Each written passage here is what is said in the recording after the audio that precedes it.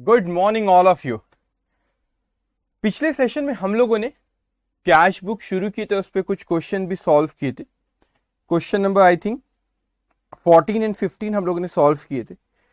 If you remember, जो accounting process होती है उसमें हम लोग अभी कौन सी स्टेज पे, हम लोग अभी रिकॉर्डिंग वाली स्टेज पे। और रिकॉर्डिंग वाली स्टेज में हमने देखे थे कि जर्नल होता है, कैश बुक होती है और अदर सब्सिडरी बुक होती है। हम उस पर आने के अभी अदर सब्सिडरी बुक पे। जैसे कि कैश बुक होती है, तो आपकी रिकॉर्डिंग वाली स्टेज पे ये जर्नल हमने देखी कि जर्नल में किस तरीके से एंट्रीज पास करी जाती है। मॉडर्न अप्रोच होती है, काफी ट्रेडिशनल अप्रोच होती है, पर्सनल, रियल और नॉमिनल से। कैश बुक में भी हमने देखी सिंगल कॉलम और डबल कॉलम कैश बुक, बड़ी सिंपल होती है। आज हम लोग शुरू करने वाले हम लोग triple column cash book. Okay, triple column cash book में साथ ही साथ पैटी कैश बुक भी आप लोग को आज ही हम लोग कर लेंगे। ओके, तब आते नेक्स्ट हमारा क्वेश्चन नंबर कहां तक हुआ था। क्वेश्चन नंबर हम लोगों का 15 तक हो गया था। आज हम लोग शुरू करेंगे क्वेश्चन नंबर 16 से। मैं आज हम लोग का डे आई थिंक 10 है, सही कह रहा हूँ। डे कौन सा हमारा? यस, 10 है। Day 10। Yes, good morning Garvit, Ankit, Saurabh, good morning everyone.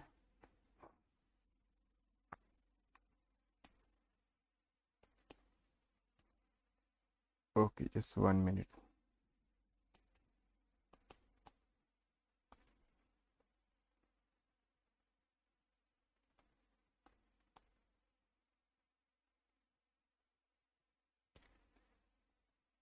Okay, so question number 16, triple column cash book. What do you mean triple column cash book? Triple column cash book में जो हमारे अमाउंट के जो कॉलम होते वो तीन होते हैं। एक कैश का, एक बैंक का और एक किसका? डिस्काउंट का। एक कैश का, एक बैंक का और डिस्काउंट का। तब आप देखेंगे यहाँ पे right right up 3। Okay, right up 3 column cash book, right up 3 column cash book from the following सितंबर 22 के। यहाँ पे हमको ट्रांजेक्शन दिए, क्या दिया उसने हमको? Cash balance 1700, that is not 1 lakh, that is not 1,70,000, 1700 है। ओके, उसके बाद बैंक ओवरड्राफ्ट 5,600। फिर उस तरीके से ट्रांजेक्शन दिया 5th of September।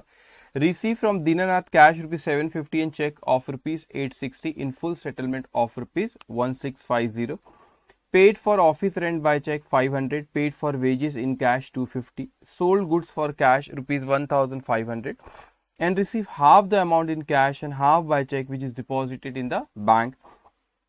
Bank passbook state that the bank has collected interest on investments 660. Check received on 5th paid into bank. Transferred ₹3,000 from fixed deposit to current account. Drew for personal use cash ₹250 and a check of ₹375. Made cash purchase and paid by check ₹1595. Paid Dinesh ₹800 by cheque. तो इससे यहाँ पे हमने को transaction अलग अलग date पे दिया कि कभी पैसा आया है, कभी पैसा हमारे पास से गया है, कभी कैश में आया, कभी चेक में आया, कुछ डिस्काउंट की भी बातें यहाँ पे करी गई। अब ध्यान से बेटा सुनेंगे बात। ट्रिपल कॉलम कैश बुक में हम लोगों को कितने कॉलम बनाना है? 3 कॉलम। एक कॉलम कैश का, एक कॉलम बैंक का और एक कॉलम डिस्काउंट का। ऐसे क्यों हम लोग यहाँ पे बैंक का भी कॉलम ऐड कर दी? हमने जो पिछला क्वेश्चन करे थे डबल कॉलम कैश बुक, वहां पर हमने कैश और डिस्काउंट का देखे थे। तो यहाँ पे एक और कॉलम ऐड हो जाता है। वो किस चीज का कॉलम है? हमारा बैंक कॉलम है। क्यों ऐसा होता होगा? हमारा कैश बुक बनाने का पर्पस क्या होता है कि हमारे कैश में बहुत से ट्रांजेक्शन होते हैं, तो हम जर्नल में लिखने के बजाय हम लोग एक सेपरेट उसकी बुक बना लेते रिकॉर्डिंग वाली स्टेज पे, उसे हम कहते हैं कैश बुक। अब कैश बुक में भी ऐसा होता है कि कैश के ट्रांजेक्शन बहुत होते थे, हमने कैश का कॉलम रखे। उससे रिलेटेड डिस्काउंट भी बहुत होता था, हमने डिस्काउंट का कॉलम भी रख दी थे। अब कई बार पैसा जो आता है या जाता है, रिसिप्ट या पेमेंट जो भी होती, वो कैश के अलावा बैंक अकाउंट में भी हमारी रिसिप्ट और पेमेंट होती है। तो इसलिए हमने एक और कॉलम ऐड कर दी। उसका वो कॉलम कौन सा है? बैंक का। मतलब बैंक में जो भी पैसा आया या बैंक से जो भी पैसा गया, हम वो इसी रिसिप्ट और पेमेंट में हम लोग क्या करते हैं? वहां पे लिखते हैं। अब जैसे अगर मैं यहाँ पे क्वेश्चन में आपको कहूँ, तो क्वेश्चन में उसने अपने क्या कहा है कि कैश का बैलेंस 1700 है और bank they use the word bank overdraft. इसके बारे में मैं आपसे बात करता हूँ। पहले मैं लिख लेता हूँ। हमारा एक क्वेश्चन नंबर कौन सा है, क्वेश्चन नंबर हमारा 16 है और पेज नंबर है हमारा 18। क्वेश्चन नंबर 16 और पेज नंबर कौन सा है हमारा 18। तो ये क्वेश्चन सॉल्व करें, लेकिन उसके पहले कुछ बेसिक सी चीजें जैसे मैं यहाँ पे बता दूं, एक सेकेंड। नहीं तो पहले मैं आपको ट्रिपल कॉलम कैश बुक का फॉर्मेट, ऐसा कुछ उसमें खास है नहीं, आपको पता है वो, बस एक चीज बढ़ जा रही है वहां पे, बैंक का कॉलम, और कुछ भी नहीं। तो भी मैं बना देता हूँ ट्रिपल कॉलम कैश बुक। तो ये जो ट्रिपल कॉलम कैश बुक जो होती है बच्चों, इसमें अमाउंट के कितने कॉलम होते? अमाउंट के इसमें 3 कॉलम होते, ठीक है। अमाउंट के इसमें 3 कॉलम होते। आपका एक कॉलम होता है पहले डेट, फिर पर्टिकुलर्स, फिर आपका ओके स्पेस की कमी, ठीक है कोई बात नहीं, 2 मिनट पेशेंस रखेंगे, मैं एक्सप्लेन करता हूँ, डोंट वरी। ओके, एक कॉलम जो होता है वो किसका होता है आप लोग का? डेट। फिर यहाँ पे आपका receipt, ledger folio. What is ledger folio आपको बताया था हम रिकॉर्डिंग वाली स्टेज में। नेक्स्ट स्टेज जो होती है वो लेजर की होती है। तो इस यहाँ से उठा के जो हम यहाँ पे रिकॉर्डिंग वाली स्टेज से जो लेके हम जो लेजर वाली स्टेज पे लिखते हैं उसको पोस्टिंग कहते हैं। तो लेजर में भी कोई बुक है, एक दूसरी बुक है, उसके कौन से पेज नंबर पे लिखिए, वो हमारा लेजर फोलियो रहता है। डोंट वरी, हाँ लेजर वाली स्टेज पे जाएंगे तो जब ये और क्लियर होगा बेटा। उसके बाद हमारे 3 कॉलम जो होते हैं, एक होता है कैश, एक होता है हमारा बैंक, और एक कौन सा होता है ट्रिपल कॉलम में? डिस्काउंट। फिर यहाँ पे वही डेट, ये पेमेंट, उसके बाद ये लेजर फोलियो, उसके बाद कैश, बैंक और डिस्काउंट, ठीक है। ये 3 कॉलम होते हैं हमारे। तो जब भी कैश और बैंक, जब भी रिसिप्ट हुई कैश और बैंक की, तो हमें क्या करना है? उसको रिसिप्ट साइड में लिखना है। जब भी पेमेंट हुई तो उसे किस साइड में लिखना है? पेमेंट। जब भी डिस्काउंट अलाउड हुआ, ये डिस्काउंट अलाउड है, डिस्काउंट रिसीव्ड, और कुछ बेसिक चीजें आप इस चीज को भी खेलिए। तो फॉर्मेट हुआ हमारा ट्रिपल कॉलम कैश बुक का, आपका फॉर्मेट हुआ। ओके, यहाँ पे एक है आपका रियल अकाउंट, ध्यान से सुनना बेटा। एक आपका कैश है, ओके। आपको 3 कॉलम हमने यहां पर बनाए। कौन से कॉलम बच्चों बनाए? एक कैश है, एक बैंक का कॉलम है, और एक किसका कॉलम है? डिस्काउंट का कॉलम। ध्यान से मेरी बात सुनेंगे, ठीक है। कैश क्या होती है बच्चों?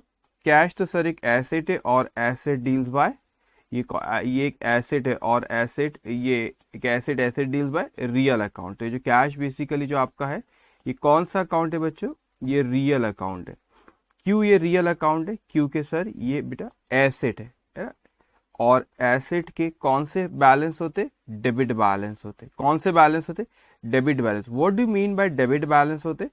मतलब जब भी आप एक देखेंगे कैश अकाउंट, उसका हमेशा कौन सा साइड का ज्यादा रहेगा? डेबिट साइड उसका ज्यादा रहेगा, हमेशा याद रखें। किसके डेबिट बैलेंस होते?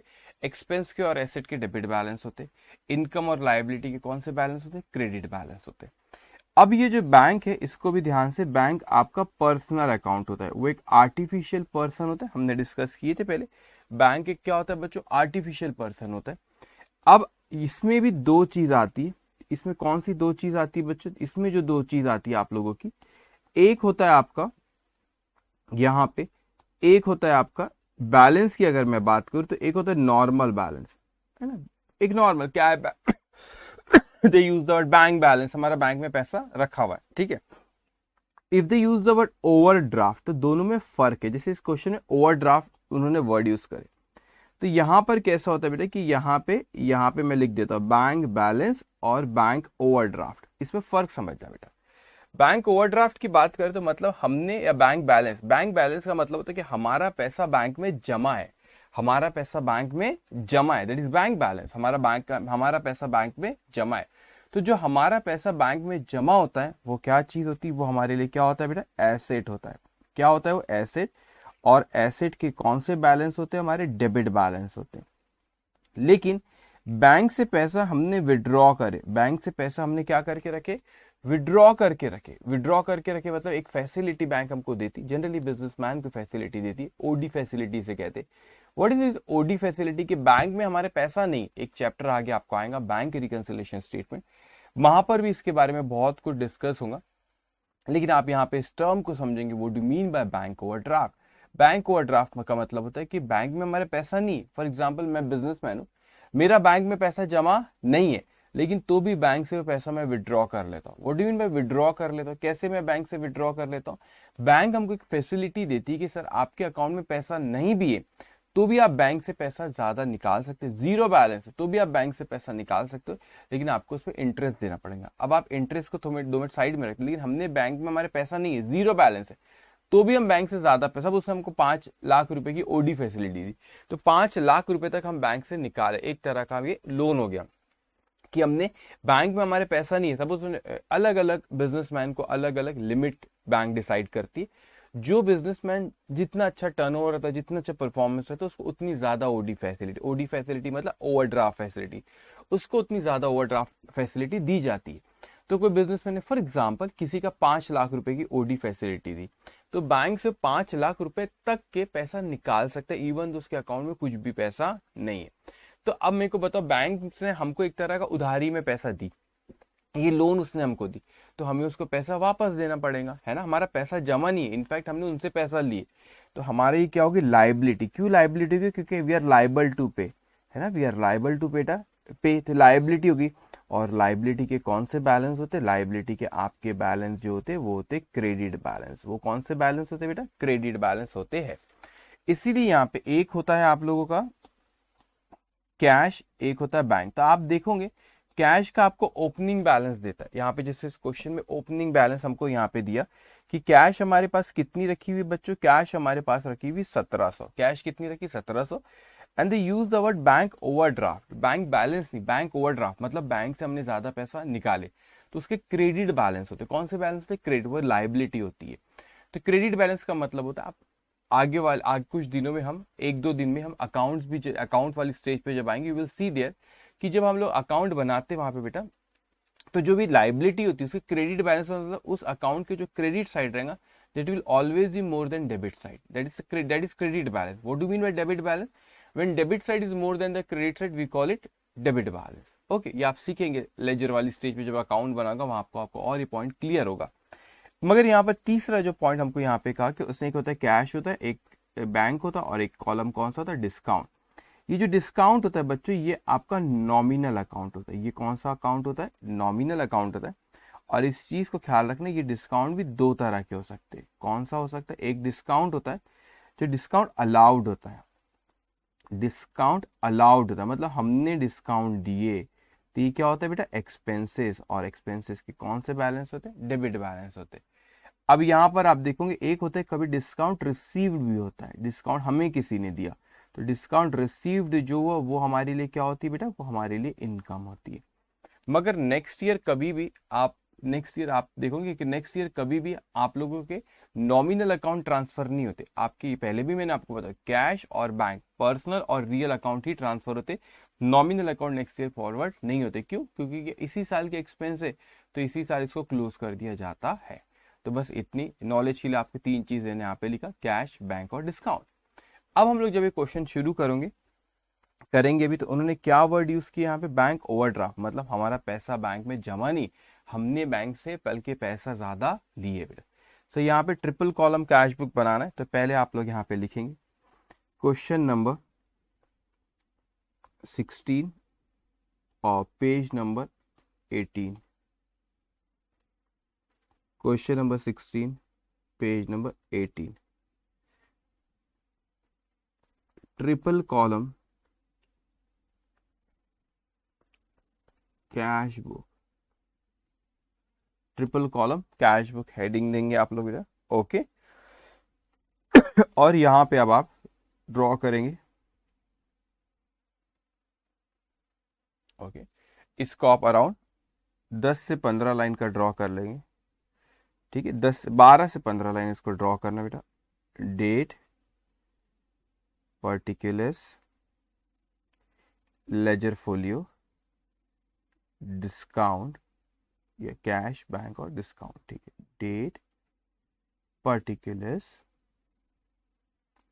लेजर फोलियो, कैश, बैंक और डिस्काउंट। ओके,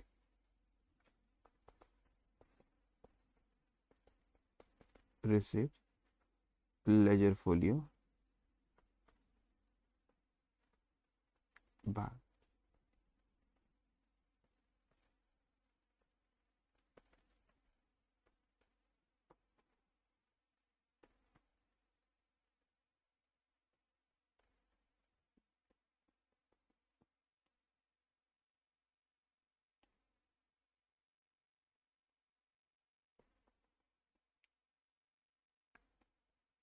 ओके, इतना लिखिए आपने, इसको ड्रॉ करेंगे 12 से 15 लाइन का आप इसको ड्रॉ करेंगे। ओके ओके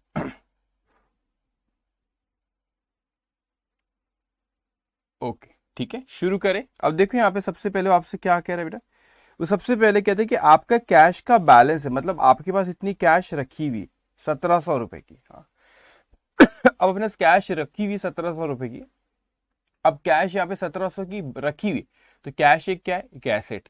एसेट के कौन से बैलेंस थे, डेबिट बैलेंस।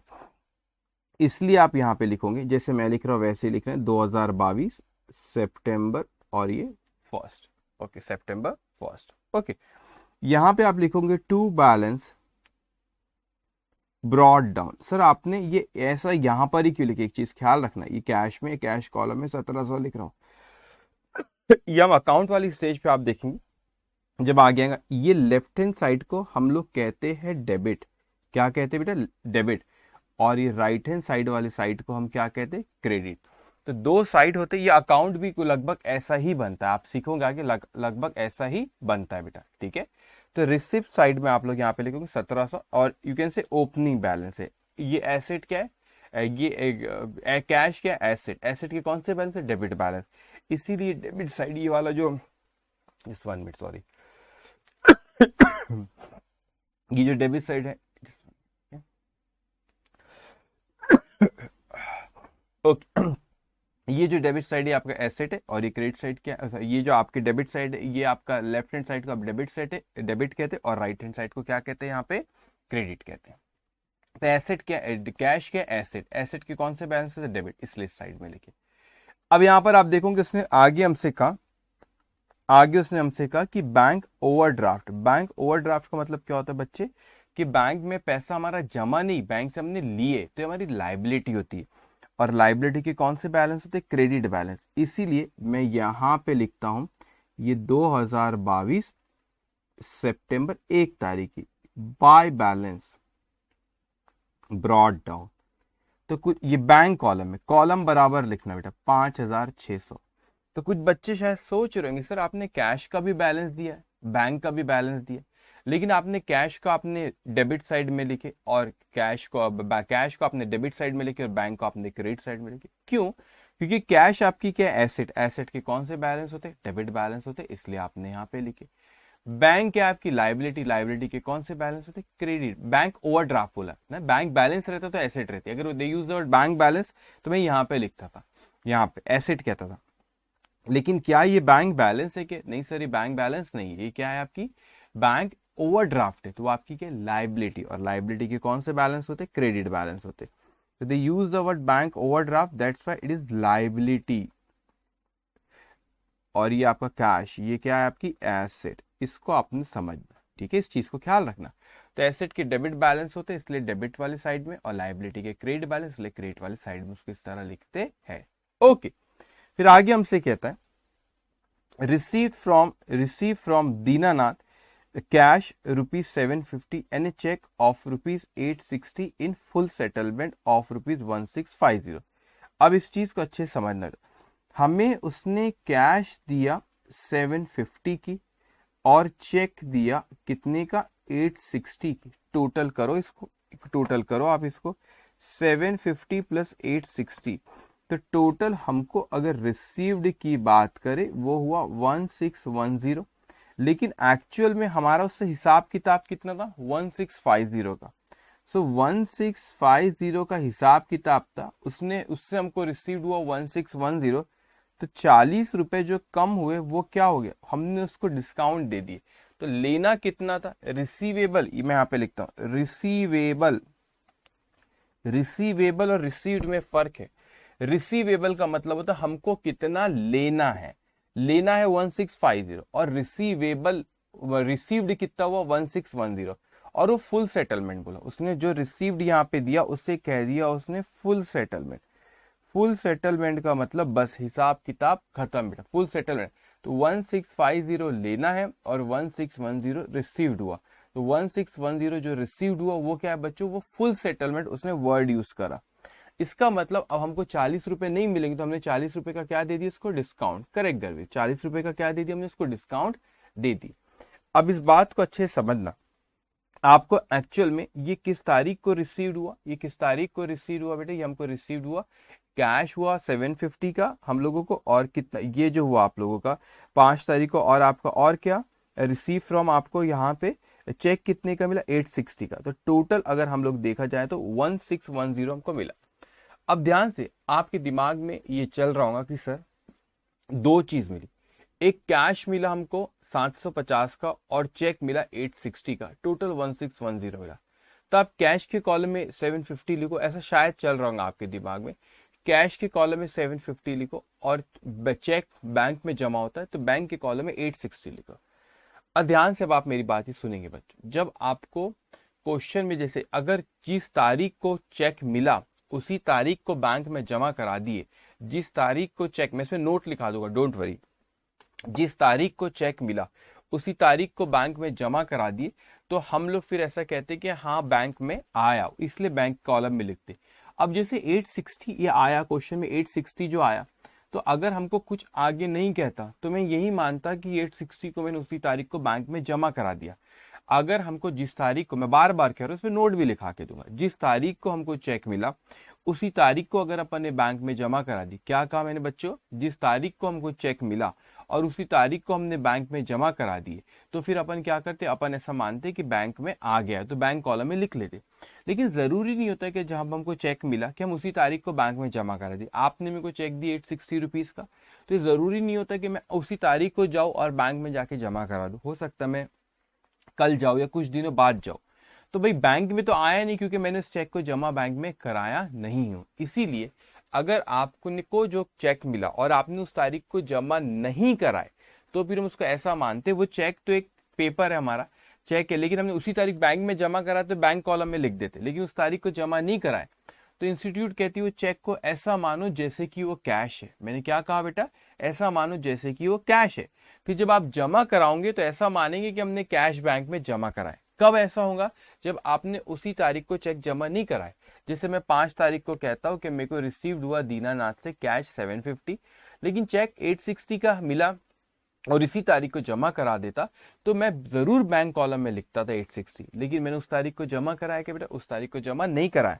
क्योंकि आप क्वेश्चन अगर आगे जब पहले मैंने जब पढ़ा था मुझे ख्याल है 12 तारीख को अपन ने एक्चुअल में जो चेक हुआ ये 12 तारीख को अपन ने जमा करा, चेक रिसीव ऑन 5th मतलब जो 5 तारीख को जमा मिला था वो अपन ने बैंक में कब जमा करा है, वो अपन ने जमा करा है 12 तारीख को, पेड इनटू बैंक, बैंक में जमा करा है। अब मुझे एक बात बताइए, चेक तो 5 तारीख को मिला लेकिन बैंक में कब आए, वो आए 12 तारीख को जमा कराया गया। तो 5 तारीख को जो चेक मिला आपने 5 तारीख को जमा नहीं कराया। क्या कहा मैंने, 5 तारीख को जो आपको चेक मिला वो 5 तारीख को हमने जमा नहीं कराया। जब आपने 5 तारीख को जमा नहीं कराए तो आप उसको ये बैंक कॉलम में नहीं लिख सकते क्योंकि बैंक में आया नहीं है। तो फिर सर वो चेक का क्या करना, इसमें मैं नोट भी लिखा के दूंगा। अगर आपने जो चेक मिला उसी तारीख को जमा नहीं करा तो चेक को ऐसा मानो जैसे कि वो क्या है बेटा, कैश, और उसको कैश कॉलम में लिखेंगे जैसे कि वो कैश है। और जब हम 12 तारीख को उसको जमा कराएंगे तो ऐसा मानेंगे जैसे कैश को हमने बैंक में जमा कराए। ये ऐसा कब होगा, जब सेम डेट पे चेक को बैंक में जमा ना कराओ। तो हमको मिला यहाँ पे 5 तारीख को, जमा कब कराया हमने 12 तारीख को, इसीलिए हम उसको पहले 5 तारीख को बैंक में नहीं लिख सकते बैंक कॉलम में क्योंकि उस तारीख को जमा नहीं कराए। ठीक है, सो आप यहाँ पे इसमें नोट लिखूंगा तो इसका अपन अभी क्या मानेंगे, चेक जैसे कि वो कैश है। मुझे पता है चेक कैश नहीं है लेकिन आपने उस तारीख को जमा नहीं कराया तो चेक जो पेपर है उसको ऐसा मानेंगे जैसे कि क्या है बेटा, कैश है। तो हमको रिसीव्ड हुआ 1610, तो आप यहां पर लिखेंगे 5 तारीख को जो रिसीव्ड हुआ। तो मैंने यहाँ पे किससे मिला, दीनानाथ से, तो यहाँ पे लिखो टू दीनानाथ अकाउंट। देखो हाँ, इस साइड में जब आप लिखते बच्चों, पिछले सेशन में भी कहा था जब रिसीव यहाँ पे लिखते हो डेबिट वाले साइड में 2 लिखते हो, यहाँ पे क्या लिखते, बाय लिखते। ओके, तो आप कितना जमा कराएं सर, आपका ये हमारा जो 750 और ये 860, ये 860 चेक था, तो ये 1610 मैंने कैश कॉलम में लिखा। अब आप कहने लगे सर आपने कैश कॉलम में क्यों लिखे 1610, उसमें तो 860 का चेक है बेटा। अगर चेक उसी तारीख को जमा कराता तो मैं यहाँ पे 750 लिखता और यहाँ पे 860 लिखता, लेकिन मैंने उस तारीख को जमा नहीं कराया, तो वो चेक को ऐसा मानेंगे जैसे कि वो क्या है, कैश है। और जब वो चेक बैंक में जमा होगा तो उस तारीख को ऐसा मानेंगे जैसे कैश को हमने बैंक में जमा करा। डिस्काउंट कितना था, 40, तो डिस्काउंट वाले कॉलम में आप लिख देंगे 40। ओके, डिस्काउंट वाले कॉलम में आप कितना लिख देंगे, 40। ओके, अब इसके बाद हमसे आगे कहता है next, paid for office rent by cheque. आपने ऑफिस रेंट पे करे बाय चेक, मतलब बैंक से पे करे, तो आप यहां पे लिखेंगे कौन सी तारीख को, 7 तारीख। क्या दिया आपने, रेंट पे करे, रेंट बाय चेक मतलब बैंक के थ्रू गया, तो आप यहाँ पे लिखोगे 500। बैंक वाले कॉलम में कितना लिखेंगे, 500, आप बैंक वाले कॉलम में लिख देना। ओके, उसके बाद के बाद आपको देखिए रिसिप्ट हुआ क्या, पेमेंट का। Paid for wages in cash, cash में पे करे 500 रुपए, 8 तारीख की बात है, 8 तारीख की बात है, तो यहाँ पे लिखा आपने 8 तारीख बाय वेजेस अकाउंट, कितना है 250, 250 वेजेस कितना पे करे आपने, 250। ओके, उसके बाद यहाँ पे पेमेंट हुई तो पेमेंट साइड में लिखे, रिसिप्ट हुआ तो रिसिप्ट साइड में लिखते थे बेटा।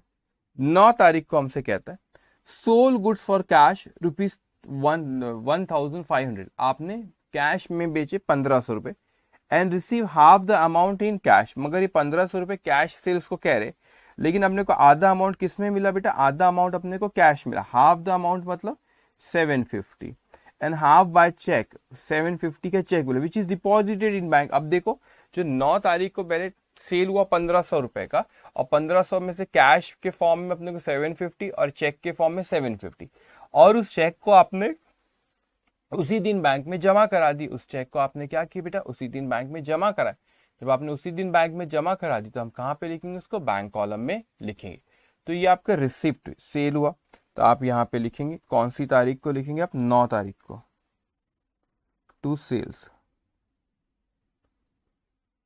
तो कैश वाले कॉलम में 750, बैंक वाले कॉलम में 750। फर्क क्या है बेटा, यहाँ पे मैंने बैंक जो चेक आया तो उसको यहाँ पे नहीं लिखा था, क्यों, क्योंकि उसी तारीख को आपने जमा नहीं करा। ये वाले चेक को उसी तारीख में करा है तो बैंक में वो आ गया, इसलिए आप यहाँ पे 750 लिखेंगे। ओके, इस चीज को ख्याल रखना। यहाँ पे अब आपसे कहता है 10 तारीख को bank passbook state the bank has collected interest on investment. आपने कहीं इन्वेस्टमेंट करे, कहीं पैसा लगाए, तो आपको उस पर ब्याज मिलता है, रिटर्न मिलता है। तो इंटरेस्ट आपको रिसीव हुआ, बैंक में आया। बैंक पासबुक मतलब बैंक जो हमारा अकाउंट मेंटेन करती है उसको पासबुक बोलती है। तो बैंक, आपने बैंक में कभी देखेंगे आपने आपके पेरेंट्स के, आपके शायद अकाउंट ना हो, लेकिन आपके पेरेंट्स के बैंक में जो अकाउंट है, सॉरी बैंक में जो अकाउंट है, वो एक पासबुक मिलती है ना, पासबुक मिलती है, तो उसमें जो पासबुक में अपडेट करते, तो वो बैंक मेंटेन करता है हमारी पासबुक। तो बैंक में इंटरेस्ट, उससे हमारे हमारे बैंक में वो पासबुक बताती है कि हमको बैंक में इंटरेस्ट आया। तो रिसिप्ट साइड में लिखेंगे 660 कहां पे है, बैंक में, तो आप यहां पे लिखेंगे 10 तारीख, 10 तारीख को आया, क्या चीज आई, इंटरेस्ट। अच्छा, कितना आया आपको इंटरेस्ट, वो इंटरेस्ट आया आपका 660। इंटरेस्ट कितना है बच्चों हमारा, 660 का वो इंटरेस्ट आया।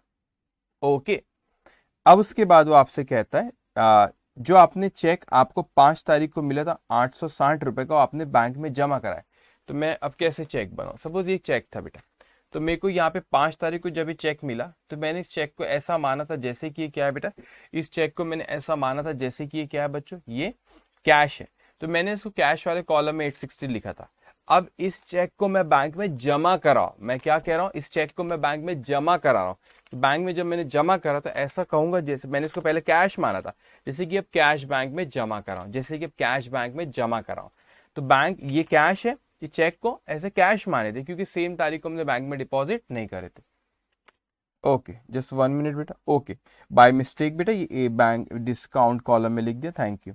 ये 1 सेकेंड, ये बैंक में आया आपके 660 कहां पर आया बेटा, बैंक में आया, तो ये बैंक कॉलम में आएगा इंटरेस्ट। ठीक है, 660 कहां पे है, बैंक कॉलम। ठीक है, अब यहाँ पे ध्यान देंगे बेटा, अब क्या हुआ यहाँ पे, यहाँ पर मैं कह रहा हूं कि मैंने कैश को बैंक में जमा करा, कैश को बैंक में जमा कराया बेटा।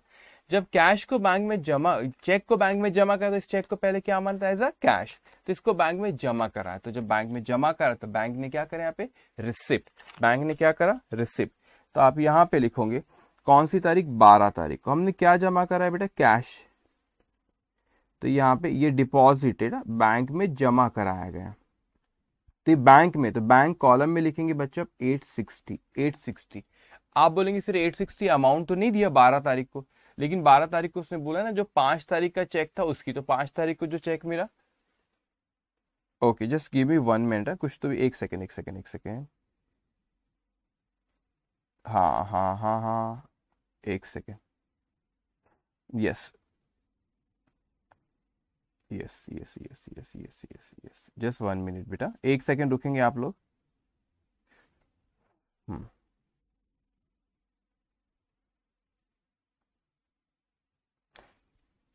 वेजेस आपका कैश में था, सॉरी। ओके करेक्शन कर लेंगे बेटा, बाय मिस्टेक वो मैंने, ये कैश था तो ये कैश कॉलम में लिखना था, तो यहाँ पे 250 कैश कॉलम में लिख लेंगे, इसको आप करेक्ट कर लेंगे, 250 को आप कैश कॉलम में लिखेंगे। 250 को किस में लिखेंगे आप, कैश कॉलम में लिखना, ठीक है बेटा। 250 कैश कॉलम है और ये इंटरेस्ट बराबर बैंक कॉलम में लिखेंगे, ठीक है। अब यहाँ ध्यान दो, अब देखो यहाँ पे मैंने कैश जमा कराया तो बैंक में जमा कराया, तो बैंक कॉलम में क्या है, रिसिप्ट। और वो चेक को हमने क्या माने थे, जैसे कि क्या है बेटा, चेक क्या है, जैसे कि वो हमारी क्या है बच्चों, कैश है, पहले उसको हमने कैश माने थे, तो हमारे पास से कैश गया। सो आप यहाँ पे लिखोगे 12 तारीख को, 12 तारीख को यहाँ पे लिखोगे बैंक में गया, ठीक है। तो हमारे पास से क्या आ गई, कैश गई, तो कैश कॉलम में लिखना, कैश कॉलम में लिखेंगे, क्या लिखेंगे बच्चों, कैश कॉलम में 860, ये कैश कॉलम में क्या लिखेंगे हम, 860, ठीक है। तो कैश कॉलम में आप यहाँ पे क्या लिख लोगे बेटे, 860 आप यहाँ पे आप लिख लोगे। अब ध्यान से मेरी बात समझेंगे बेटा, मैंने कहा कि सर मेरे पास से कैश गई, तो मैंने यहाँ पे पेमेंट साइड में कैश गई बताया, कहाँ गई, बैंक में गई, तो बैंक में मैंने यहाँ पे 860 बताया। इसको बहुत अच्छे से समझना बेटा, मेरे पास से कैश गई तो मैंने क्या, मेरे पास से कैश गई तो मैंने कैश को क्या 860 बताया, और कहाँ गई, बैंक में, तो बैंक कॉलम के रिसिप्ट साइड में। जब आप एक ही अकाउंट, एक ही कैश बुक में जब आप रिसिप्ट और पेमेंट में दोनों जगह लिखते तो उसे हम कॉन्ट्रा कहते हैं, उसे क्या कहते हैं, कॉन्ट्रा। तो इस तरीके से आपने सी लिख लेना, कॉन्ट्रा, ठीक है, सी फॉर कॉन्ट्रा।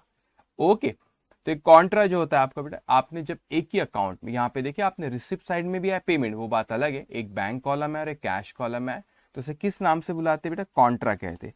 तो उसको इस तरीके से आप लिखोगे कॉन्ट्रा। ओके ध्यान से बेटा, गड़बड़ नहीं होना चाहिए। ओके ठीक है, ध्यान से, इतना सबको समझ में आया, मलिक समझ में आया बेटा, गर्वित, अंकित, सौरभ, सबको समझ में आया। ओके नवाजिश, सबको समझ में आया बेटा, आप मां जवाब दे, इतना सबको समझ में आया यहां तक के। ओके ठीक है, अब ध्यान से बेटा, अब क्या होगा अपना यहाँ पे, इतना सबने लिखे। ओके, अब आगे आपसे कहता है वो 15 तारीख को transfer ₹3000 from fix deposit to current account. अब फिक्स डिपॉजिट क्या होता है, एक आपका, आप बैंक में एफडी ओपन करते हो तो वो आप एक अलग सेपरेट अकाउंट होता है, एफडी एक सेपरेट अकाउंट होता है बेटा, एक इन्वेस्टमेंट होता है वो। तो आपने एफडी क्या होता है, आपके पेरेंट्स भी कराते हैं फिक्स डिपॉजिट, तो फिक्स डिपॉजिट कराए तो वो एक अलग अकाउंट होता है, ठीक है, एक अलग अकाउंट होता है, सेपरेट रखा रहता है, बैंक अकाउंट में नहीं रखा, एक दूसरा बैंक में एक अलग अकाउंट है जिसमें वो रखा हुआ है, तो वहां से उठा के आपने करंट अकाउंट में रखा। करंट अकाउंट का मतलब होता है बेटा, बैंक में जो बिजनेसमैन के खाते होते हैं उसे करंट अकाउंट कहते हैं, उसे क्या कहते हैं, बिजनेस के जो खाते हैं बैंक में तो करंट अकाउंट। तो ये बिजनेसमैन होगा, कोई उसका बैंक में खाता है बिजनेस का, तो वो फिक्स डिपॉजिट जो करता, वहां से पैसा उठा के कहां पे लाया गया बेटा, फिक्स डिपॉजिट से पैसा उठा के कहां पे लाया गया, करंट अकाउंट में लाया गया।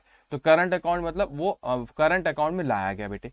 तो करंट अकाउंट में जब लेकर आया तो करंट अकाउंट मतलब बैंक में जो आपका खाता उसमें पैसा आया, कौन सी तारीख है बेटा, 15 तारीख, टू फिक्स्ड डिपॉजिट,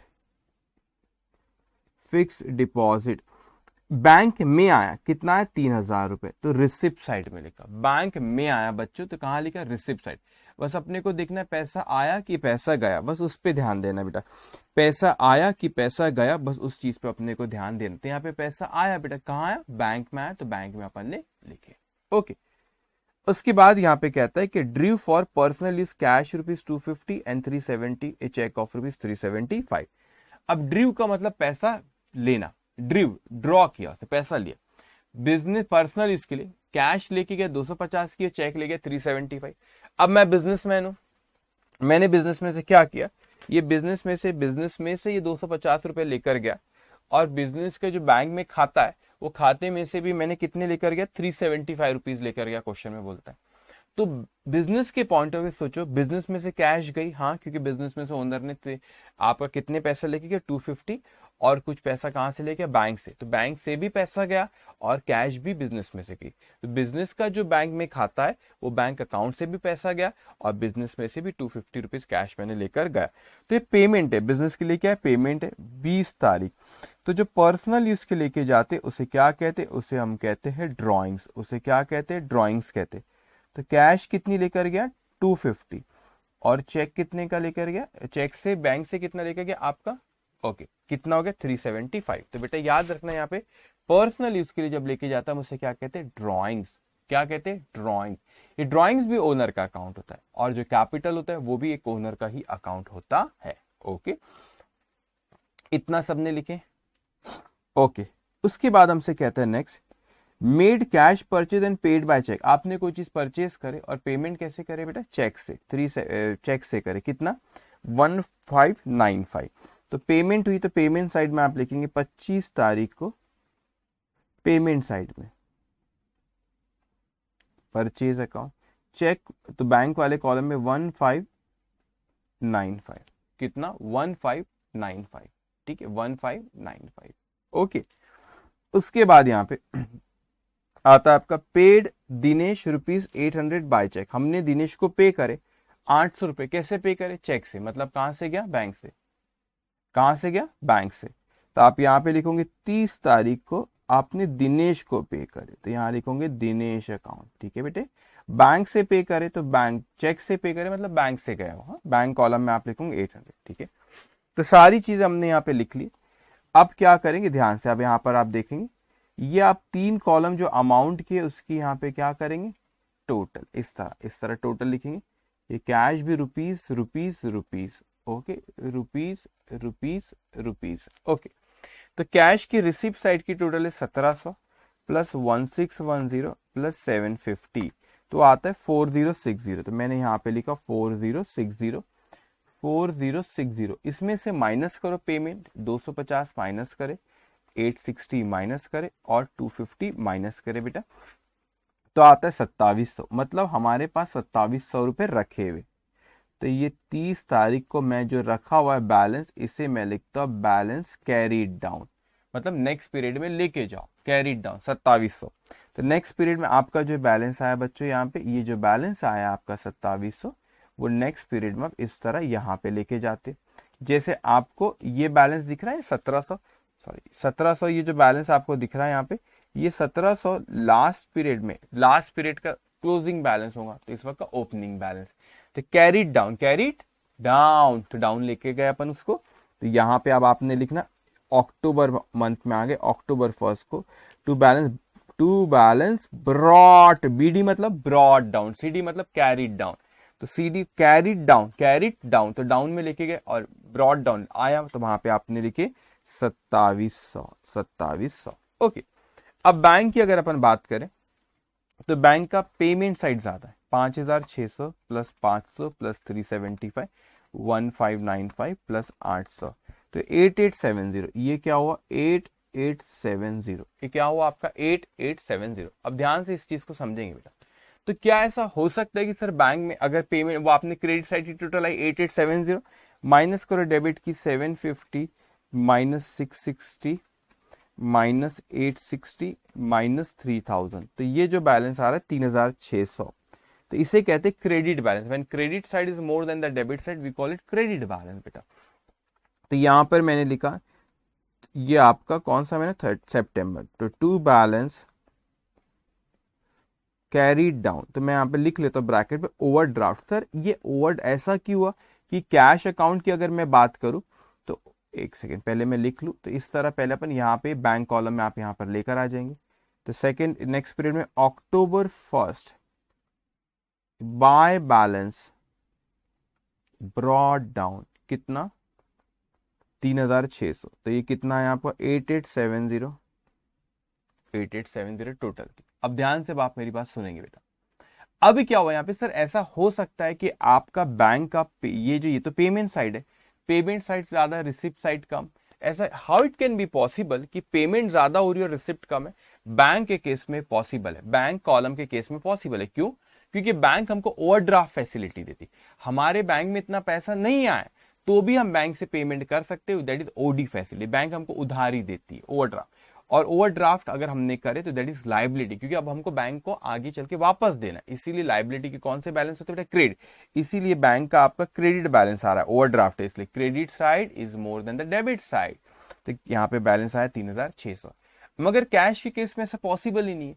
क्यों कैश के केस में ऐसा पॉसिबल नहीं है? कैश के केस में इसलिए पॉसिबल नहीं कि भाई जितने आपके पास कैश है उतनी ही पेमेंट कर सकते ना। तो भाई जितना अगर मेरे काउंटर पे 5 लाख रखे तो 5 लाख की पेमेंट कर सकता, उससे ज्यादा नहीं कर सकता मैं। मगर बैंक के केस में पॉसिबल है, बैंक में पैसा नहीं है तो भी बैंक हमको फैसिलिटी देता है, उसे ओडी फैसिलिटी देते, ओवरड्राफ्ट फैसिलिटी, कि बैंक में से पैसा हमारे वो दे दे। ओके। हाँ, एग्जाम में भी क्या नेक्स्ट मंथ का बैलेंस लिखना है? हाँ बेटा, एग्जाम में भी आपको इस तरह नेक्स्ट मंथ का बैलेंस लिख देना है। ओके। वैसे उतना इंपॉर्टेंट नहीं है, इंस्टीट्यूट कभी लिखती कभी नहीं लिखती, लेकिन आपने उसको लिख देना बेटा, ठीक है। अब डिस्काउंट की बात करूं तो यहाँ पे टोटल आपका जो आया 40, और यहाँ पे इस साइड में कुछ भी नहीं है। याद रखना कभी भी डिस्काउंट की बैलेंसिंग नहीं करना। आपको पिछले सेशन में भी मैंने बताया होगा कि डिस्काउंट की बैलेंसिंग बेटा, डिस्काउंट की बैलेंसिंग आपने नहीं करना। तो डिस्काउंट की बैलेंसिंग आपको करने की जरूरत नहीं है।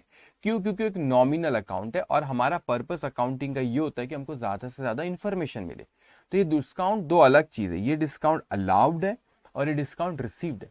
वैसे तो मैं नेट इफेक्ट करूँ तो भी चलता है, वैसे यहाँ पे रिसीव्ड कुछ भी नहीं है, लेकिन रहता तो भी नेट इफेक्ट करूँ तो भी, मतलब मेरे आप जो कॉमर्स के बच्चे उनसे बात करो, साइंस वाले नहीं घबराना। आप जो फाइनल अकाउंट बनाते तो उसमें मेरे नेट इफेक्ट अगर मैं पीएनएल अकाउंट में डिस्काउंट का आ रहा तो मेरे नेट प्रॉफिट पे कोई फर्क नहीं पड़ेगा। लेकिन अकाउंटिंग का पर्पस ये होता है कि मैं ज्यादा से ज्यादा मुझको इन्फॉर्मेशन मिले, इसलिए डिस्काउंट अलाउड को हम डेबिट में वहां पे अलग से बताते और डिस्काउंट रिसीव्ड को वहां क्रेडिट में अलग से बताते बेटा, ठीक है। क्यों? क्योंकि अकाउंटिंग इन्फॉर्मेशन ज्यादा मिले, तो इसीलिए यहाँ पे डिस्काउंट की कभी भी यहाँ पे बैलेंसिंग, मतलब यहाँ पे डिस्काउंट को नेट इफेक्ट नहीं लेना। ये 40 अलाउड था, रिसीव्ड वैसे कुछ भी नहीं इस क्वेश्चन में, तो भी यहाँ पे सर 40 बैलेंस अपन नहीं लिखते। ओके। अब मैं आपको से ये स्टेज में से, ये हम कौन सी स्टेज में? रिकॉर्डिंग वाली स्टेज में। इस रिकॉर्डिंग वाली स्टेज में से फिगर्स उठा के हम लोग कैसे लिखते हैं, किसमें? अकाउंटिंग वाली स्टेज में। उस पे मैं 1-2 दिन में हमारा डिस्कशन होगा वो, ठीक है। यहाँ पे मैं बात करूंगा ये जो आपकी, ये हम रिकॉर्डिंग वाली स्टेज में बेटे। अभी मैं कैश बुक आपको ट्रिपल कॉलम यहां पर हूं अभी मैं। तो ये रिकॉर्डिंग वाली स्टेज से फिर हम अकाउंट में कैसे लिखते हैं, ये रिकॉर्डिंग वाली स्टेज से अकाउंट में कैसे लिखते हैं, जैसे जर्नल में से किस तरीके से लिखा जाता है, कैश बुक में किस तरीके से, और अदर सब्सिडरी बुक में से भी किस तरीके से लिखा जाता है, उस पर हम लोग डिस्कशन आगे करेंगे। अभी सिर्फ अभी किसकी बात करें कि रिकॉर्डिंग किस तरीके से करना है, वो क्या किस तरीके से करना है बेटे, रिकॉर्डिंग की बात करें। रिकॉर्डिंग वाली स्टेज में से हम लेजर में किस तरीके से लिखते हैं, उसे हम पोस्टिंग कहते हैं, वो किस तरीके से लिखते हैं उस पर अपन आगे डिस्कस करेंगे। अब यहाँ पे इस क्वेश्चन में आप एक नोट भी लिख लो, एक नोट लिख लेंगे। अब आप यहाँ पे नोट लिखेंगे आप, चेक, यहां पे बल्कि आप इस तरीके से आपने लिखना, आपके रेफरेंस के लिए लिख लेता हूं। यहां पे मैं ब्रैकेट में लिखता हूं नोट 1, आपके रेफरेंस के लिए लिखा। वो अमाउंट जो लिखी 5 तारीख को 8750 और 860, उसके नीचे लिखो नोट 1, और यहां पे आप लिखो check received but not deposited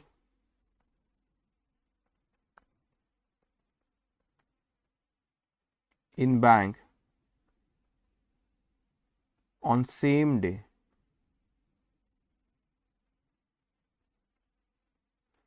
is to be shown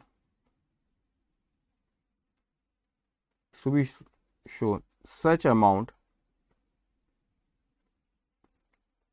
as cash, and when the same is deposited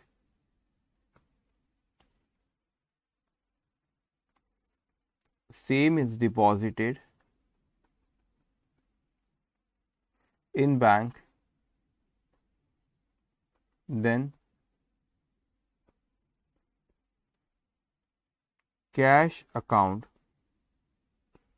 is credited, और you can say cash account is credited. मैं लिख देता हूँ, ये आपको अभी समझ में आए क्योंकि अभी लेजर वाली स्टेज आई नहीं। पेमेंट साइड ऐसे लिख देता हूँ, पेमेंट साइड,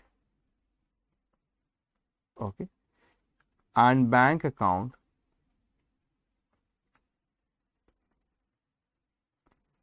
इज डेबिटेड। तो डोंट वरी, अभी आप फिलहाल इसको लिख लो रिसिप्ट साइड।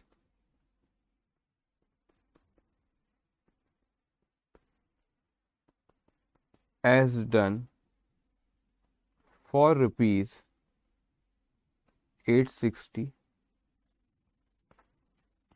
इन अबो प्रॉब्लम।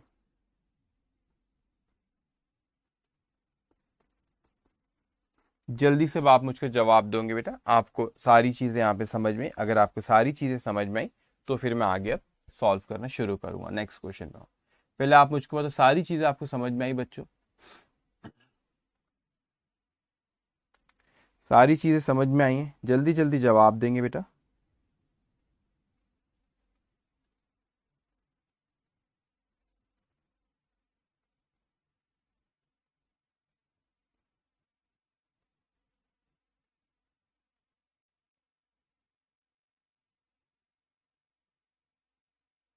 यस सर, सबको समझ में आया बेटा? हार ना, ओके, इतना सबको समझ में आया? ओके, ठीक है। तब हम आते हैं यहाँ पे नेक्स्ट क्वेश्चन पे, दैट इज क्वेश्चन नंबर 17 पे। क्वेश्चन नंबर 17 पे आएंगे। Enter the following transaction into the 3 column cash book of Messrs Baket and company April 2022। अब यहाँ पे अप्रैल 2022 के सारे ट्रांजेक्शन लिखे हुए 1 से लेके 30 तक, और वो डेट है। तो 1 तारीख को cash on hand ₹237, balance at bank 6594। Second, receive from K Agarwal cash ₹520, allow him discount ₹10। 4, paid salaries for March by cash ₹200, cash sale ₹134। Now, fifth, paid BK Bose by check ₹300, cash purchase 60. 7, paid Q Ahmed by check ₹585, discount received 2.5, that is 1 by 2 means 0.5, okay, 2.5%. 8, cash sale ₹112, paid cartage and coolie ₹6. 10th, paid rent in cash ₹50. 14, cash sale ₹212, received from GC Dhar ₹194 by check, discount 3%. 6, deposited into bank ₹600, purchase a motor car for ₹5,800 and draw a check for the amount, ठीक है। उसके बाद आपसे कहता है वो, yes, 23rd को receive a cheque from Robert and company ₹291 and discount receive 3%। 28, cash sale ₹298। 29, bank notifies that Robert and company's cheque has been dishonoured. 30, deposited with bank ₹300, paid wages ₹72, bank charges as shown in passbook ₹5। ठीक है, तो अपने को triple column cash book बनाना है, तो पहले आप इसको ड्रॉ कर लेंगे बच्चों, ड्रॉ करेंगे, ओके। काफी पॉइंट से थोड़ा सा बड़ा ही ड्रॉ करेंगे। से आपका क्वेश्चन नंबर कौन सा है? क्वेश्चन नंबर है आपका 17 और पेज नंबर है 19। Question number 17, page number is 19। Okay, triple column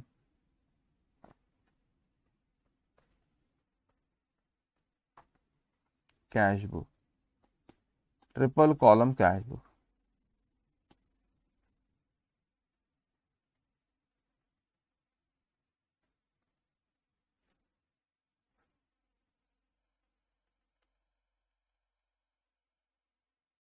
okay, थोड़ा सा बड़ा ही ड्रॉ करेंगे बच्चे इसको, ठीक है।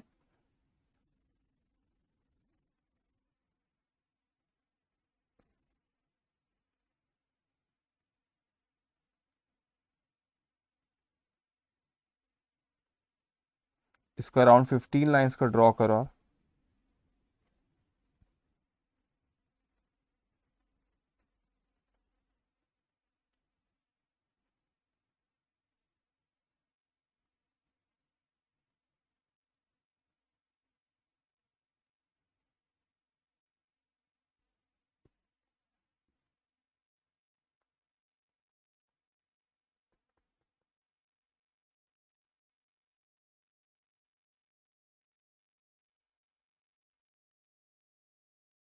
Cash bank discount.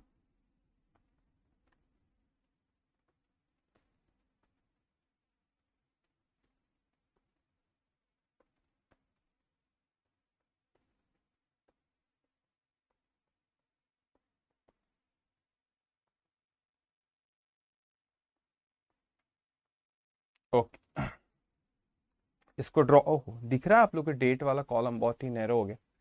ठीक है, वो यहाँ पे मेरे आईपैड पे तो दिख रहा है, इस डोंट वरी, डेट को। ओके,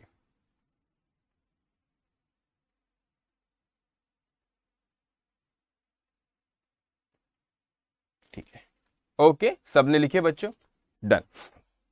अब यहां पे देखेंगे आप, आपको कहता है कि कैश कितना है, cash on hand, cash on hand कितना है 237, और balance at bank, balance overdraft नहीं बोला, बैंक में पैसा जमा है बेटा, तो जब बैंक में पैसा जमा है वो हमारी क्या एसेट है, ठीक है, बैलेंस एट बैंक, ओवरड्राफ्ट नहीं बोला, बैंक में जमा है, तो ये यहां पे लिखेंगे आप 2022 अप्रैल मंथ, 2022 अप्रैल मंथ, कौन सी तारीख, 1 तारीख, तो टू बैलेंस ब्रॉड डाउन, पिछले वक्त का क्लोजिंग इस वक्त का ओपनिंग कितना 237 और 6594, 6594 रिसिप्ट साइड। ओके, अब यहां पे आप लिखेंगे नेक्स्ट वाला कि receive from K Agarwal cash ₹590 allowed in discount ₹10, हमको कितना कैश मिला, रिसिप्ट है 590, तो ये आप लिखेंगे 2 तारीख को किससे मिला, के अग्रवाल, तो के अग्रवाल अकाउंट, कैश कितना मिला 590 और डिस्काउंट कितना है 10। ओके, कैश है आपका 590 और डिस्काउंट कितना है 10। ओके, तो इसको आप लिख लेंगे, तो डिस्काउंट वाले कॉलम में 10 और कैश वाले कॉलम में कितना बच्चों 590। ओके, रिसिप्ट था इसलिए रिसिप्ट साइड में लिखे। अब यहां पे आपको 4 तारीख को कहता है paid salaries for March by cash ₹200 और कैश सेल भी हुआ, तो आपने पहले ये वाला कैश सेल को अपन बाद में बात करते हैं, अपन ने पेमेंट करे ₹200 की रेंट जो मार्च मंथ का था, तो पेमेंट साइड में यहां पे लिखेंगे आप 2022 क्या पे, sorry not rent, salary, I am sorry, salary पे, क्या पेड सैलरीज, यहां पे आप लिखोगे अप्रैल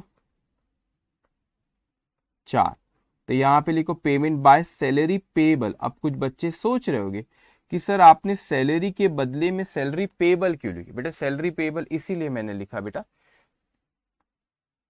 पेड है ना बेटा, हाँ ये पेड है आप, ओके, सैलरी पेबल क्यों लिखा मैंने, आप ध्यान से सुनेंगे, सैलरी पेबल इसीलिए लिखा क्योंकि यहाँ पे मार्च मंथ की सैलरी अपन कौन से मंथ में, अप्रैल मंथ में, पिछले मंथ के लिए पेबल, पिछले मंथ वो पेबल वाली एंट्री पास क्यों होंगे आपने, अभी आपने पे कर रहे हो, इसलिए पेबल, सैलरी पेबल, पिछले महीने की पेबल थी तो अभी पे करे, सैलरी पेबल कितना अमाउंट है वो आपका 200 रुपए आपने सैलरी पे करे, तो कैश वाले कॉलम में कितना लिखेंगे बच्चों आप 200, कैश वाले कॉलम में कितना लिखेंगे 200। ओके, उसके बाद बोलता है कैश सेल हुआ, तो सेल आपने कैश में किया तो रिसिप्ट है 134 की, तो रिसिप्ट साइड में 134 कैश कॉलम में लिखेंगे आप ये 4 तारीख को to sales account, to sales account 134। Okay, इतना आपने लिखे, डन। उसके बाद वो कहता है 5 तारीख को paid B K Bose by cheque ₹300, अब आपने बीके बोस को 300 रुपए पे करे बाय चेक, तो पेमेंट हुई है, तो पेमेंट साइड में लिखेंगे आप यहां पे 5 तारीख को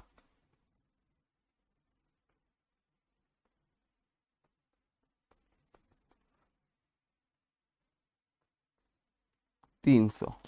ओके, कैश परचेस, अब आपने कैश परचेस की तो मतलब कैश परचेस मतलब परचेस कैश में की, तो आपके से पेमेंट गई कितनी 60, तो यहां पर आप कॉलम बराबर लिखना बेटा, चेक बाय बीके बोस को चेक से दिए थे अपन ने, इसलिए बैंक कॉलम में लिखा, ठीक है। अब यहाँ पे 5 तारीख को परचेज भी किया आपने कैश में, तो कैश कॉलम में लिखना, कैश कॉलम में लिखेंगे आप 60 रुपीज का परचेज किए कैश में। ओके, तो कैश कॉलम में लिखना 60 रुपए। ओके, उसके बाद आपसे कहता है नेक्स्ट वो कि paid Q Ahmed by cheque ₹585, आपने क्यू अहमद को पेमेंट करे, आपने किसको पेमेंट करे बेटा, क्यू अहमद को पेमेंट करे। कैसे पेमेंट करे, चेक से पेमेंट करे 585, लेकिन कहते हैं कि डिस्काउंट रिसीव 2.5%। अब आप इस चीज को अच्छे से समझना कि आपने जो यहाँ पे पेमेंट करे वो 585 करे, इसको अच्छे से समझ। सपोज कोई चीज 100 रुपए की, अभी ध्यान से समझना, 100 रुपए की मैंने कहा कि डिस्काउंट जो है 2.5%, तो इसका मतलब मैंने एक्चुअल में मेरे को पे सपोज 100 रुपए करना था, एग्जाम्पल समझाने के रहा, सपोज 100 रुपए करना था, मेरे को 2.5% का डिस्काउंट मिला, तो उसमें से 2.5 में माइनस करूं तो मैंने एक्चुअल में कितना पे करा, 97.5। अब ये सपोज परसेंटेज वाइज था, मैं अमाउंट वाइज बात करता हूं, तो ये तीनों में से मुझे कौन सी चीज पता है बच्चों। मैं 7 तारीख की बात करूं तो क्यू अहमद को जो 585 मैंने पे करा, वो पेमेंट मेरे को तो इन तीनों में से मतलब पेमेंट के पहले सपोज 100%, आपने डिस्काउंट दिए 2.5% डिस्काउंट मिला, और तो फिर आपने पेमेंट दिए 97.5। ये तीनों में से मुझे कौन सी फिगर पता है, सर मुझे ये वाली फिगर पता है जो आपने पे कर दी 585, तो मैंने लिखा यहाँ पे 585 अमाउंट। तो क्या मैं बच्चों डिस्काउंट का अमाउंट, ये क्वेश्चन मार्क है, तो ये पता लगा सकता हूं कि अगर मेरे पास ये क्वेश्चन मार्क है, कौन सी चीज क्वेश्चन मार्क है, डिस्काउंट जो है, डिस्काउंट वाली जो चीज है ये आपकी क्वेश्चन मार्क है। ये अमाउंट मुझे पता लगा, मुझे परसेंटेज पता है कि 2.5% है, मुझे अमाउंट पता लगाना है, तो मैं पता लगा सकता हूँ हाँ, अगर ये 585, अगर ये 585 97.5 है, ये अमाउंट में बच्चों, ये परसेंटेज में, तो 585 कितने परसेंटेज है, 97.5, तो 2.5% कितना। तो मैं कहता हूं अगर 585 97.5 है तो 2.5 कितना, 585 अगर 97.5 है तो 2.5 कितना, तो वो कितना आता है आपका, वो आता है आपका 15, वो कितना आता है आपका 15। ओके, वो कितना आता है आपका 15। तो इस तरीके से अपने डिस्काउंट का, उसने अमाउंट अपने को डायरेक्टली क्वेश्चन में नहीं दिया था, उसने क्या डिस्काउंट का अमाउंट हमें डायरेक्टली क्वेश्चन में दिया था, नहीं सर, डिस्काउंट का अमाउंट उसने डायरेक्टली क्वेश्चन में नहीं दिया था, वो हमने कैलकुलेट करे। वो डिस्काउंट का कैसे कैलकुलेट करे, 585 अगर 97.5% है तो 2.5% कितना होता है। तो आप सब बच्चों मुझको बताओ कि आप सबको ये समझ में आया, बताओ मुझे, इतनी चीज आपको समझ में आई बेटा, जल्दी जल्दी जवाब देंगे। हाँ करेक्ट करेक्ट गर्वित, करेक्ट बेटा। ओके ठीक है, अब ध्यान से, तो हमारे ये ट्रिपल कॉलम कैश बुक हमने कौन सी तारीख की बात है, 7 तारीख को, तो एक क्यू अहमद को दिए, पेमेंट है क्यू अहमद को दिए, तो आपने कितना दिए, हम लोगों ने जो चेक से दिए, तो बैंक कॉलम में लिखता हूं 585, लेकिन जो डिस्काउंट है वो कैसे है, मैं इनर कॉलम में वर्किंग बता देता हूं। 585 अगर 97.5 है तो 2.5 कितना, तो वो कितना आता है बेटा, वो आता है 15, वो कितना आता है 15, तो इसलिए आपने डिस्काउंट कॉलम पे यहाँ पे लिखे 15। हर बच्चे को समझ में आया बेटा 15। ओके, अब उसके बाद नेक्स्ट इस पे आते हैं, और वो कहता है कि कैश सेल ₹112, आपने कैश मतलब कैश में बेचे, रिसिप्ट साइड में 112, 8 तारीख की बात है, to sales account 112, cash column में क्यों लिखा, क्योंकि कैश सेल्स है बेटा, क्योंकि कौन सा सेल्स है, कैश सेल्स है। ओके, उसके बाद कहता है हमसे कि पेड कार्टेज एंड कुली, तो वो आपने कार्टेज एंड कुली को पे करे, कितने 6 रुपए पे करे, तो पेमेंट साइड में बेटा, तो आप पेमेंट साइड में लिखेंगे 8 तारीख by cartage and coolie, cartage and coolie आपने कैश में पे करे, कुछ नहीं बोला तो कैश में पे करा है, ठीक है 6 रुपए। ओके, उसके बाद आपने यहां पे देखे कि आपको क्वेश्चन में कहता है पेड रेंट इन कैश, आपने रेंट पे करे 50 रुपए का 10 तारीख को, तो 10 तारीख को रेंट अकाउंट कितना पे करे, 50 रुपए। ओके, 50 रुपीज आपने पे की। फिर आपसे क्वेश्चन में आगे कहता हूं कैश सेल ₹212 रिसीव फ्रॉम, दो अलग अलग ट्रांजेक्शन है, कैश सेल एक अलग है, पहले उसकी बात कर ले, 212, तो आपके पास ये 212 ये आया बेटा। ओके, अब यहां पे आप लिखेंगे 14 तारीख को आया, रिसिप्ट है कैश सेल, रिसिप्ट साइड में लिखेंगे 212 कैश में आया, ओके 212। ओके, तो जब भी रिसिप्ट हुआ तो रिसिप्ट साइड में, पेमेंट हुआ तो पेमेंट साइड में। उसके बाद वो कहता है कि receive from G C Dhar 194 by cheque, by cheque मतलब एंड डिस्काउंट 3%। अब वैसी बात आ गई बेटा, परसेंटेज रिसीव्ड वाली बात है कि 100 था, डिस्काउंट उसने 3% लिया, तो एक्चुअल में रिसीव्ड हमको कितना हुआ, 97 हुआ, 97 हुआ। अब मैं अमाउंट के पॉइंट ऑफ व्यू से अगर मैं बात करूं तो ये तीनों में से हमें कौन सी चीज पता है, ये तीनों में से हमको रिसिप्ट वाली अमाउंट पता है 194 और ये डिस्काउंट क्वेश्चन मार्क। तो अगर 194 अगर आपका 97 है तो तीन कितना, 194 अगर 97 है तो तीन कितना, वो आता है आपका 6 रुपए। तो डिस्काउंट कितना दिया बेटा अपन ने यहाँ पे, 6 रुपए। मैं लिख दूंगा उसको इनर कॉलम पे, डोंट वरी। तो ऊपर वो पेमेंट थी, नीचे यहाँ पे अपन ने वाले पॉइंट में क्यू अहमद वाला जो पॉइंट है उसमें पेमेंट थी, यहाँ पे रिसिप्ट है बेटा, ठीक है। तो आपको रिसिप्ट 194 की, डिस्काउंट कितना 6। तो यहाँ पे रिसिप्ट साइड में लिखेंगे बाय चेक हुआ, तो आपको 14 तारीख को जीसी धार से मिला, जीसी धार अकाउंट से बाय चेक मिला, तो यहाँ आपने बाय चेक इसलिए बैंक कॉलम में 194 लिखे, ठीक है।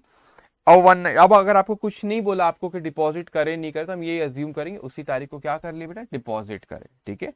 तो आप इन्हें यहाँ पे 194 यहाँ पर इस तरीके से लिख लिया आपने। उसके बाद वो कहता है कि डिस्काउंट 3%, को इनर कॉलम में मैं यही बता देता हूँ कि अगर 194 97 है तो 3 कितना, तो वो कितना आता है आपका 6। तो 6 आपका डिस्काउंट वाले कॉलम में आप कितना लिख देंगे यहाँ पे 6, ओके, क्योंकि डिस्काउंट था। इतनी चीज सबको समझ में आई बच्चों, इतनी चीज सबको समझ में आई है, ओके ठीक है, इतनी चीज सबको समझ में आई बच्चों, ओके बेटा। अब ध्यान से आप मेरी बात सुनेंगे बेटा। अभी क्या हुआ यहाँ पे कि यहाँ पे नेक्स्ट पॉइंट जो आपसे कहता है कि यहाँ पे 16 तारीख को डिपॉजिटेड इनटू बैंक ₹600, आपने बैंक में 600 रुपए जमा कराए। तो सपोज ये कैश है बच्चों, ये कैश है और ये 600, ये कितना 600 रुपए, ये 600 रुपए मैंने कैश बैंक में जमा कराया। डिपॉजिटेड मतलब जमा कराए, क्या कैश जमा करा अपने 600 रुपए, तो बैंक में जमा कराए, तो बैंक क्या हो गया बेटा, रिसिप्ट, बैंक ने रिसिप्ट किया। तो आप यहाँ पे लिखो रिसिप्ट साइड में, आप 16 तारीख की बात है, बैंक कॉलम में लिखना बैंक ने रिसिप्ट किया कितने 600। तो यहाँ पे लिखो क्या जमा कराए, कैश, तो यहाँ पे लिखो कैश अकाउंट। अब यही चीज अपने पास से कैश गई बच्चों, मेरे पास से कैश गई, तो मैंने रिसिप्ट साइड में यहाँ पे, रिसिप्ट साइड में मैंने यहाँ पे बता दिया कि ये मेरे पास ये 600 रुपए मेरे पास से बैंक में गए, तो मेरे पास से बैंक में रिसिप्ट हुई, लेकिन मेरे पास से तो कैश गई। तो मैं यहाँ पे 16 तारीख को लिखता हूँ मेरे पास से कैश गई, तो कैश कॉलम में मैं लिखता हूँ 600, यहाँ पे लिखा bank account, bank account.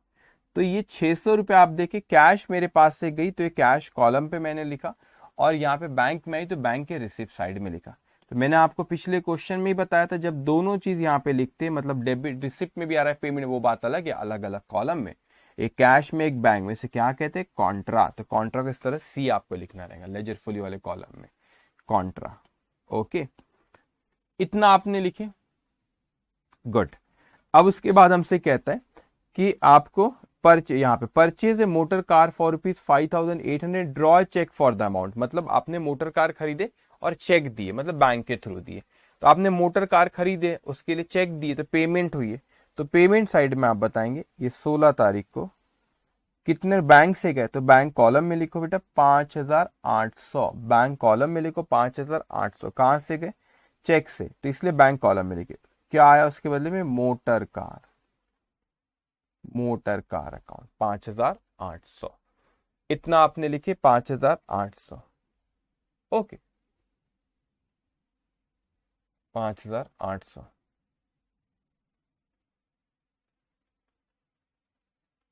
Okay.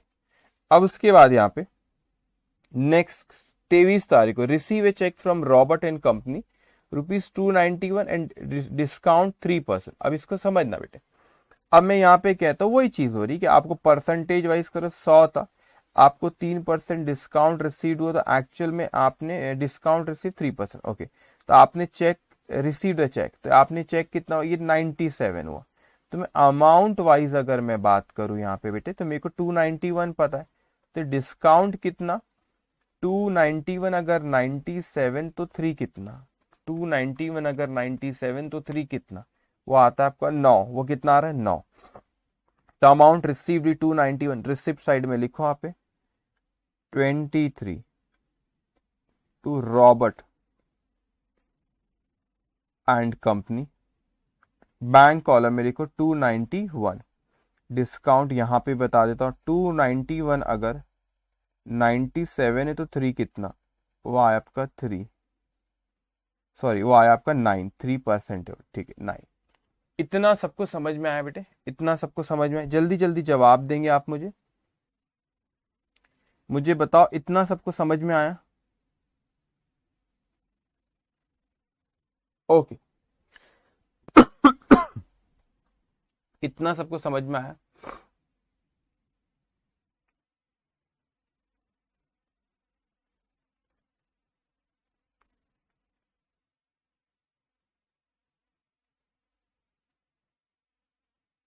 Okay, yes, yes sir, yes sir, okay बेटा। अब यहाँ पे नेक्स्ट कहता है आपसे कि कैश सेल ₹298, तो अपने पास पैसा आया कैश में तो 298, तो कैश कॉलम में मैंने लिख लिया 298। तो यहाँ पर अब आप कौन सी तारीख को, 28 तारीख को, to sales account, to sales account 298। Okay,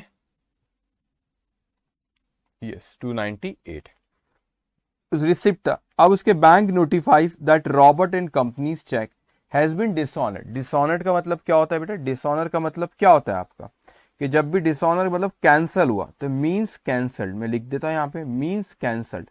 कौन सा, देखो आप रॉबर्ट एंड कंपनी जो चेक मिला था 291 वाला डिसऑनर हुआ। तो जब भी कोई चीज डिसऑनर मतलब वो कैंसिल, डिस बैंक में पैसा जमा करा, कोई कारण हमने चेक जमा करा है तो हमारे बैंक में, लेकिन वो डिसऑनर, डिसऑनर मतलब आपने मुझे चेक दिए, सपोज आप रॉबर्ट हो, मैंने बैंक में जमा करा है तो आपने मुझे चेक दी, मैंने आपने आपने मुझे चेक दी, मैंने बैंक में क्या किया बेटा, जाके जमा कराया। तो जब मैंने बैंक में जाके जमा कराया तो बैंक वालों ने, ऐसा नहीं कि मेरे अकाउंट में पैसा आता है, वो बीआरएस चैप्टर में आपको बताऊंगा डिटेल में, बैंक रिकंसिलिएशन से, फिर वो चेक आपने जो दिए उसके अकाउंट से कट के मेरे अकाउंट में आता, तो आपके अकाउंट से डिडक्ट ही नहीं हुआ, कोई कारणवश या सिग्नेचर गलत होंगी या आपके अकाउंट में उतने पैसे ही नहीं होंगे, है ना, तो दैट इज डिसऑनर। तो जब भी कोई चीज डिसऑनर होती है, कैंसल होती है ओरिजिनल चीज, उसका रिवर्सल करना पड़ता था, always reversed original entry, original entry. तो ओरिजिनल एंट्री रॉबर्ट की आप देखो 23 तारीख को जो आपने यहाँ पे पास की 23 तारीख को, इसको जस्ट रिवर्स करना है, आपने रिसिप्ट साइड में लिखे तो रिवर्स कर देंगे पेमेंट साइड में, ठीक है, रिवर्स कर देंगे पेमेंट साइड में, कौन सी तारीख को, 29 को बेटा। सी यहाँ पे लिखूंगा बाय रॉबर्ट एंड कंपनी। अब आप समझो जो मैंने यहाँ पे ये लिखा था ना बेटा, यहाँ पे जो लिखा था इसको सिर्फ मैं क्या करूंगा, यहाँ पे रिवर्स करूंगा। तो जब भी कोई डिसऑनर हो तो उसको क्या करते, रिवर्स करते। तो यहाँ पे आपने बैंक कॉलम में मैं लिख दूंगा 291 और यहाँ पे डिस्काउंट कॉलम पे वो आ जाएगा 9। सबको समझ में आया? जल्दी जल्दी जवाब देंगे बच्चों, सबको ये चीज पॉइंट समझ में आया? ये पॉइंट सबको समझ में आया?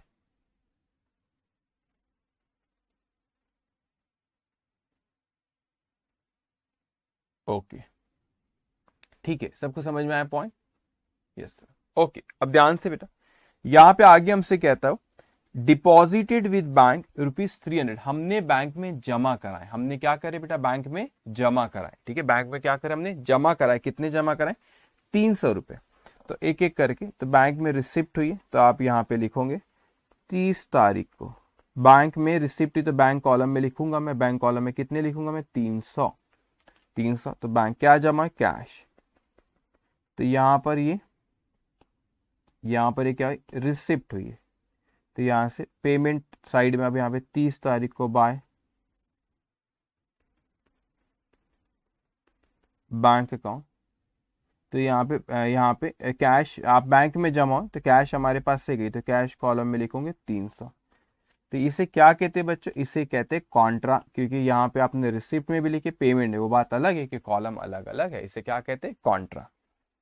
अब उसके बाद हमसे वो कहता है कि वेजेस पे करे 72 का, तो पेमेंट हुई आपकी, तो वेजेस पेमेंट है, तो पेमेंट साइड में लिखेंगे आप 30 तारीख को वेजेस पे करे, वेजेस पे करे। ओके, तो यहाँ पेमेंट साइड में कैश में आ जाएगा आपका 72। ओके, लिखिए आपने इतना। उसके बाद वो आपसे कहता है बैंक चार्जेस, जो बैंक पासबुक में, बैंक ने हमारा अकाउंट पासबुक जो बैंक मेंटेन करता है, तो उसने वहां पे उसमें दिख रहा है कि 5 रुपए बैंक चार्जेस बैंक ने लगाए, तो हमारे बैंक अकाउंट से काट लेते हैं बेटा, तो बेसिकली बैंक से पेमेंट होती है हमारी। तो यहाँ पे 30 तारीख को बैंक चार्जेस होता है ना, आप एटीएम लेते हो, एटीएम चार्जेस लगाती है, तो बैंक ने कोई चार्जेस लगाए हम, ठीक है, वो कितना बैंक अकाउंट से जाता है बेटा, इसलिए बैंक कॉलम में मैं लिख रहा हूँ कितना, 5। तो सारे ट्रांजेक्शन हमने यहाँ पे लिख लिए, सारे के सारे ट्रांजेक्शन यहाँ पे लिख लिए। इसकी टोटल करके आप बैलेंसेस निकाल लो, टोटल करके बैलेंस निकालो, फिर कैश के आप टोटल करो, 237 प्लस 590 प्लस 134 प्लस 112 प्लस 212, तो ये आता है 1285। ये कितना आ रहा है, 128। एक सेकेंड, मैंने कोई ये सॉरी एक अमाउंट मेरा छूट गया, जस्ट गिव मी 1 मिनट। वो आ रहा है आपका 1583 है, एक अमाउंट मैंने ऐड करना रहेगा, 1583। ओके 1583। अब इसका बैलेंस देखो कितना आ रहा है, -200 -60 -6 -50 -600। तो आप यहाँ पे इसका बैलेंस जो आ रहा है आपका -600 और फिर 300। एक सेकेंड,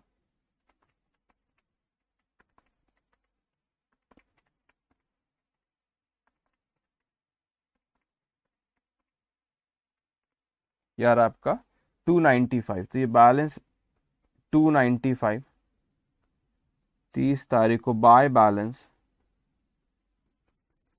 कैरीड डाउन। ये बैलेंस कितना है बेटा, 295। सो यहाँ पर आप लिख लेंगे अप्रैल के बाद मई मंथ 1 को यहाँ पे टू बैलेंस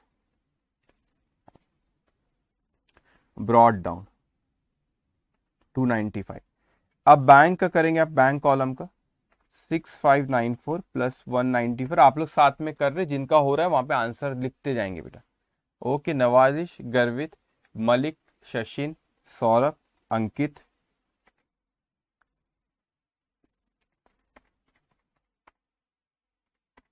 -7979 -300 -585 -5800 -291 -5, तो यार 998 998। तो यहाँ पे आप लिखेंगे 998, ये बैलेंस। अब यहाँ पे बेटा, यहाँ पे डिस्काउंट की टोटल कर दे, 10 और 6 16 और 9 25, ये 25 लिख दो, और यहाँ पे 15 और 9 24, तो इसका बैलेंस नहीं करना, तो दो अलग अलग है। किस तरीके से रिकॉर्डिंग वाली स्टेज पे अपन पोस्टिंग पे लिखते बाद में सिखाऊंगा आपको मैं। ओके, इतना लिखे बच्चों आपने।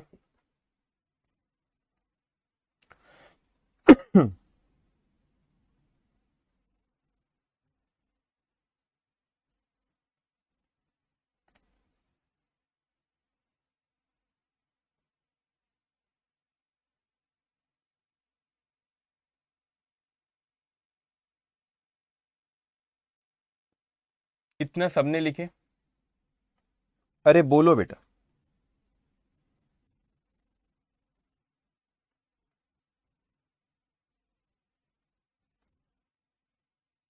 जल्दी जल्दी जवाब देंगे, सबको समझ में आए, इतना सबने लिखे।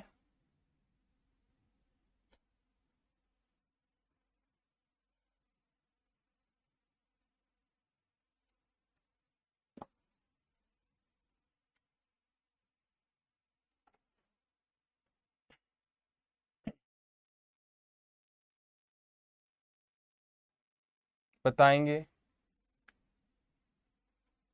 मलिक हो गया तुम्हारा बेटा लिख के, मलिक और गर्वित हो गया लिख के तुम्हारा ये।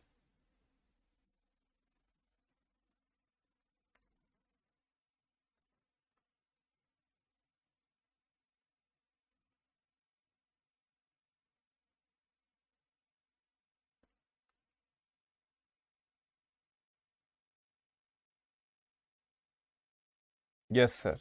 ओके, गर्वित तुम्हारा हुआ है, अंकित, सौरभ,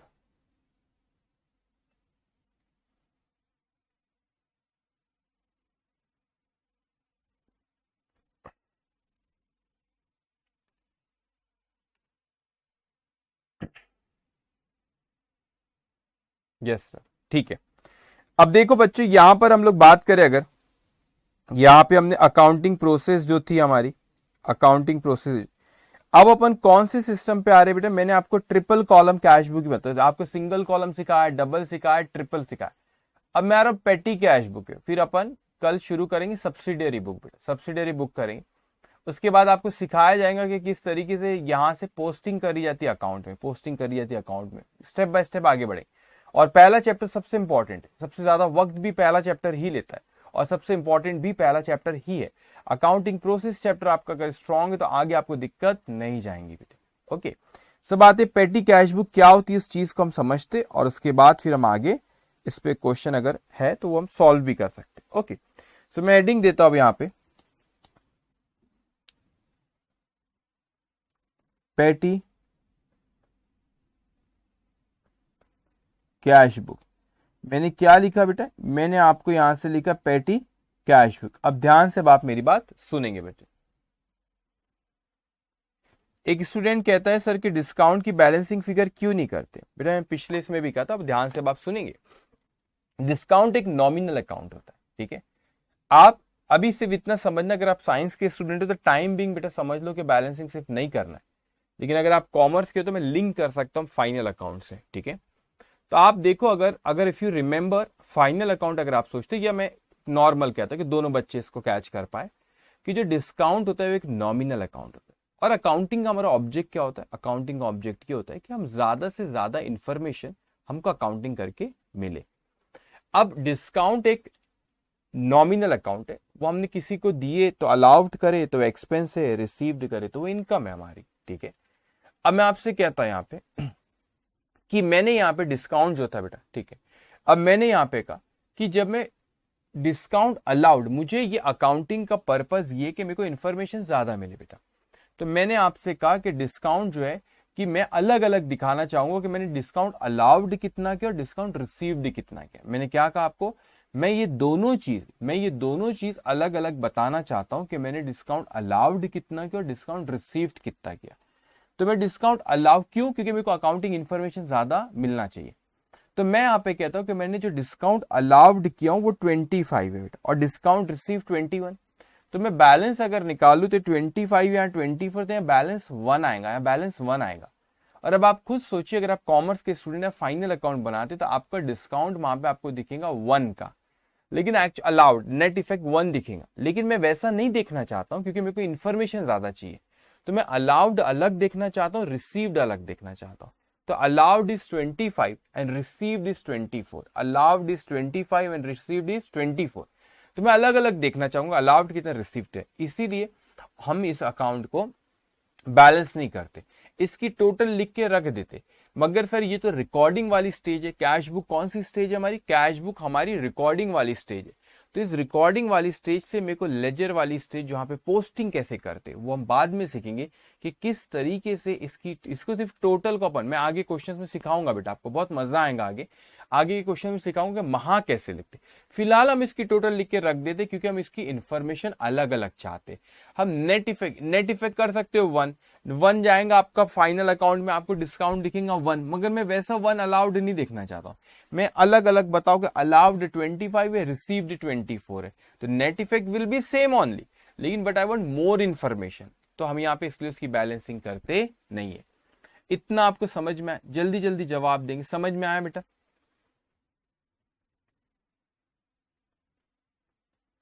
इतना आपको समझा है?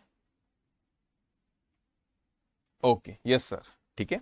अब मैं आता हूं यहाँ पे पेटी कैश बुक पे। किस पे आएंगे? पेटी कैश बुक पे, ठीक है। ध्यान से आप मेरी बात समझेंगे बेटा। मैंने कहा कि एक सीनियर अकाउंटेंट है, ये रहे वो सीनियर अकाउंटेंट जी, बहुत ही गुस्से के बहुत तेज, और ये हमेशा उदास ही रहते। टेंशन इतना है ना इनके ऊपर, देख रहा है इनके ऊपर टेंशन इतना है। क्या करेंगे बेटा? तो ये इनके ऊपर टेंशन इतना है। ये है हमारे सीनियर अकाउंटेंट जी, और ये हमारे सीनियर अकाउंटेंट जी। ओके, अब क्या होता है, मैं लिख देता हूं ये कौन से अकाउंटेंट है।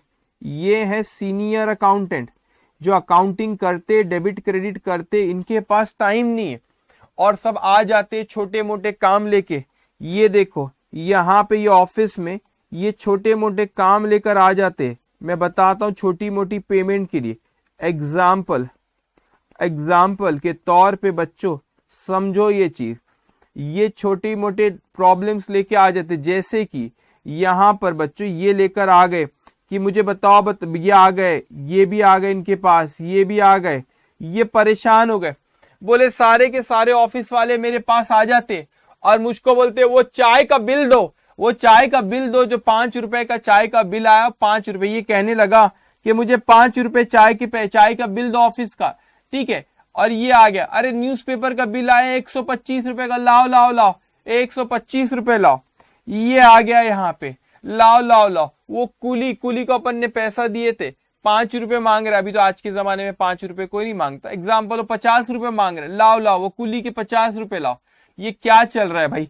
ये बोलते कि नहीं नहीं मुझे बस मैं यहाँ से ना दूसरी जगह भाग, ये ऑफिस के बंदे सब, ये ऑफिस के, ये एम्प्लॉई है, और ये बोलते लाओ लाओ लाओ लाओ, ये ना हमको यहाँ पे मेरे को वो बस से जाना है, मेरे को ऑफिस के काम से, लाओ लाओ 10 रुपए टिकट है, 10 रुपए दो। ये बोले भाई साहब क्या परेशान कर रहे हो, मैं सीनियर अकाउंटेंट, मेरे पास बहुत बड़े बड़े काम है, मुझे परेशान मत करो, मुझे परेशान मत करो। तो ये सीनियर अकाउंटेंट जी कहते काम करो, ये ऑफिस में हमने एक नया जूनियर अकाउंटेंट अपॉइंट करे, या एम्प्लॉय ऑफिस का कोई ऑनेस्ट एम्प्लॉय है जो बहुत अच्छा है, ईमानदार है, तो हमने इसे अपॉइंट करे। तो क्या करे, हमने बोले भाई साहब ये मेंटेन करता है सीनियर अकाउंटेंट, जो कैश बुक मेंटेन कर रहा है, ये सीनियर अकाउंटेंट है, ये क्या मेंटेन कर रहा है, ये कैश बुक मेंटेन कर रहा है। उसने कहा मुझे ये हेडेक नहीं चाहिए भाई, नहीं चाहिए। इसने कहा कि मुझे हेडेक नहीं चाहिए, ये क्या लगा रखे हो तुमने, मुझे क्या परेशान करते हो रोज रोज ये छोटे छोटे खर्चों के लिए, ये छोटे मोटे खर्चे के लिए इसके पास जाया करो। तो इसने क्या किया, अपनी कैश बुक में ये मेंटेन करता है, इसने 2000 रुपए उठा के ये भाई साहब को दे दिए। ये भाई साहब कौन है, ये भाई साहब है जूनियर अकाउंटेंट, जूनियर अकाउंटेंट नए नए अपॉइंट हुए। तो इनको बोला गया भाई साहब ये छोटा मोटा तुम ही संभालो। तो ये मेंटेन कर रहे हैं एक बुक, उस बुक को क्या कहते हैं हम, उस बुक को हम कहते हैं, इस बुक को हम कहते हैं पेटी कैश बुक, इस बुक को हम क्या कहते हैं, पेटी कैश बुक। तो मैंने कहा भाई साहब ये जो थे आपके 2000 रुपए, ये जो 2000 रुपए किसने दिया, सीनियर अकाउंटेंट ने। ये 2000 रुपए आपको सीनियर अकाउंटेंट ने किसको दिया, जूनियर अकाउंटेंट को। उसने कहा कि मुझे टेंशन नहीं चाहिए, ये क्या है बार बार ये लोग आ जाते। मैंने कहा ये छोटे मोटे खर्चों के लिए, मैंने कहा कि ये छोटे मोटे खर्चों के लिए जाओ, सीधा जाओ और जूनियर अकाउंटेंट के पास जाओ, मुझे परेशान मत करो।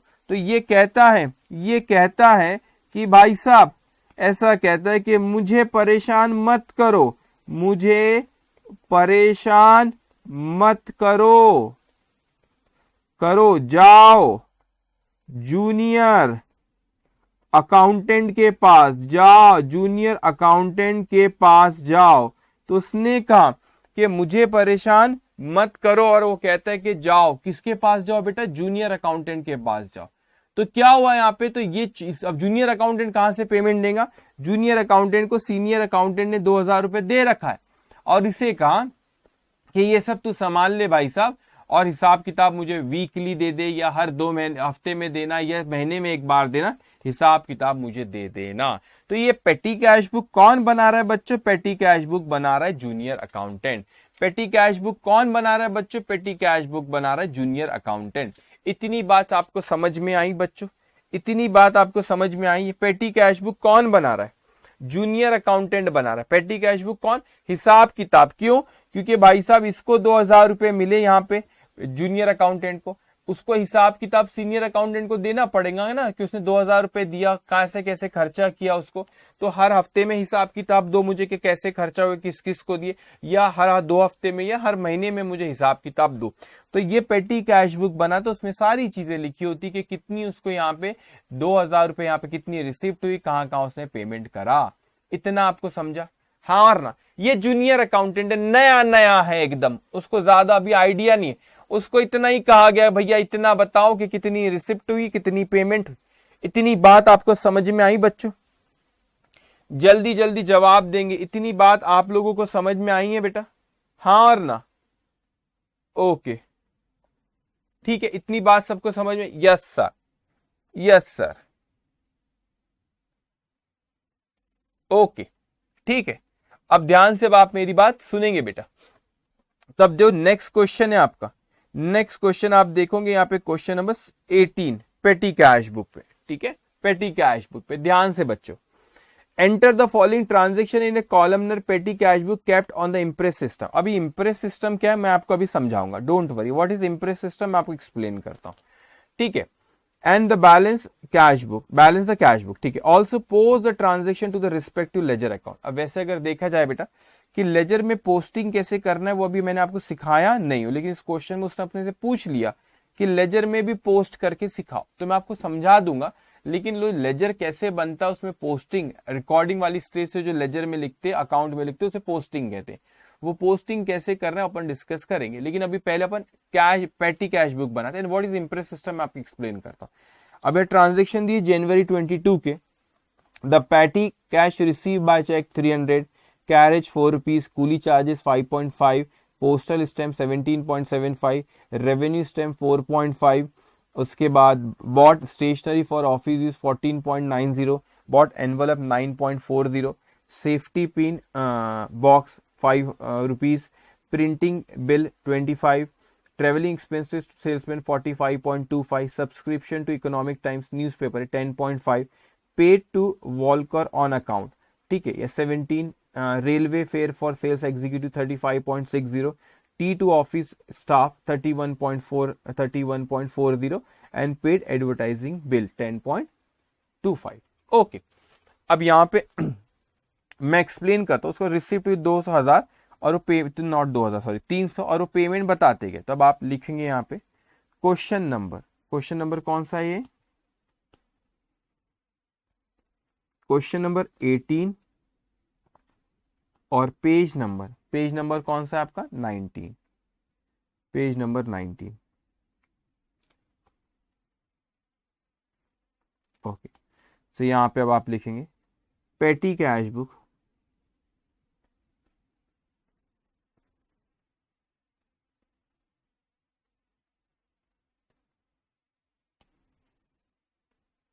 ओके, पेटी कैश बुक।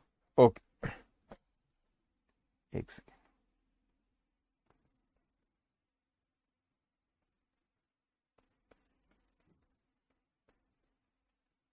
पेटी कैश बुक ध्यान से बेटा। ओके, ध्यान से बेटा। ओके, अब यहां पे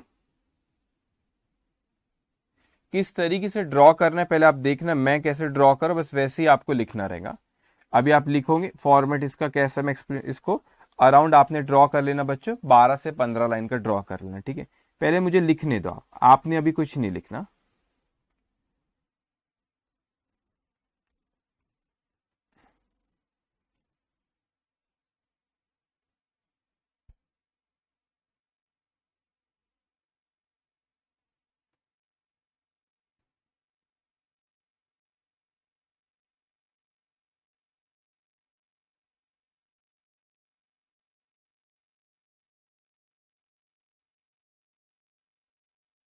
यहां पे लिखो रिसिप्ट डेट, जैसा मैं लिख रहा हूं वैसे लिखना बेटा। वाउचर नंबर, अब स्पेस नहीं, एक minute, this voucher number, what is voucher number मैं बताता हूं आपको, ऐसे लिख लो आप वाउचर नंबर, पर्टिकुलर्स, इसका फॉर्मेट ऐसा होता है, टोटल, बस इतना लिखो। और टोटल के बाद बेटा यहाँ पे 7 कॉलम है, 1 2 3 4 5 6 7, ठीक है, 7 कॉलम। तो ऐसे लिखो, पर्टिकुलर्स हल्का सा ब्रॉड रखना बेटा, पर्टिकुलर्स को ब्रॉड रखना, ठीक है। उसके टोटल और इसके यहाँ पे 7 कॉलम्स आपके होना चाहिए। जल्दी जल्दी से इसको 15 लाइन का आप ड्रॉ करेंगे, 15 लाइन्स का ड्रॉ करेंगे आप बच्चों।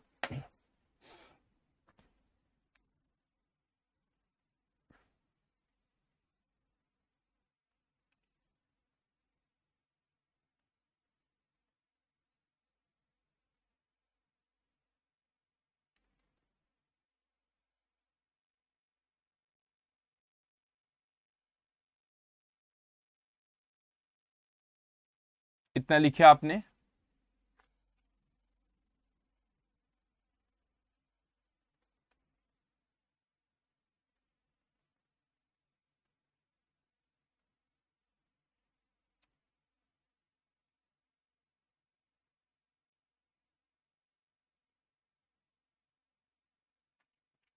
ओके, सबने ड्रॉ किया बेटा 15 लाइंस का?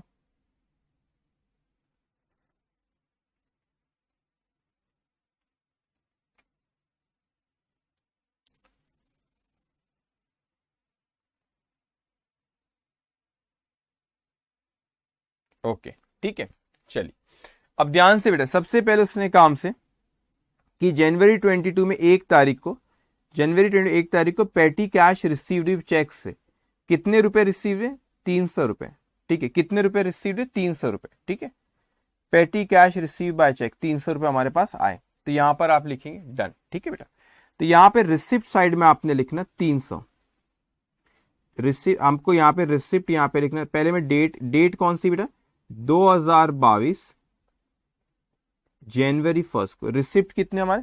200 रुपए हमको रिसिप्ट हुए बेटा।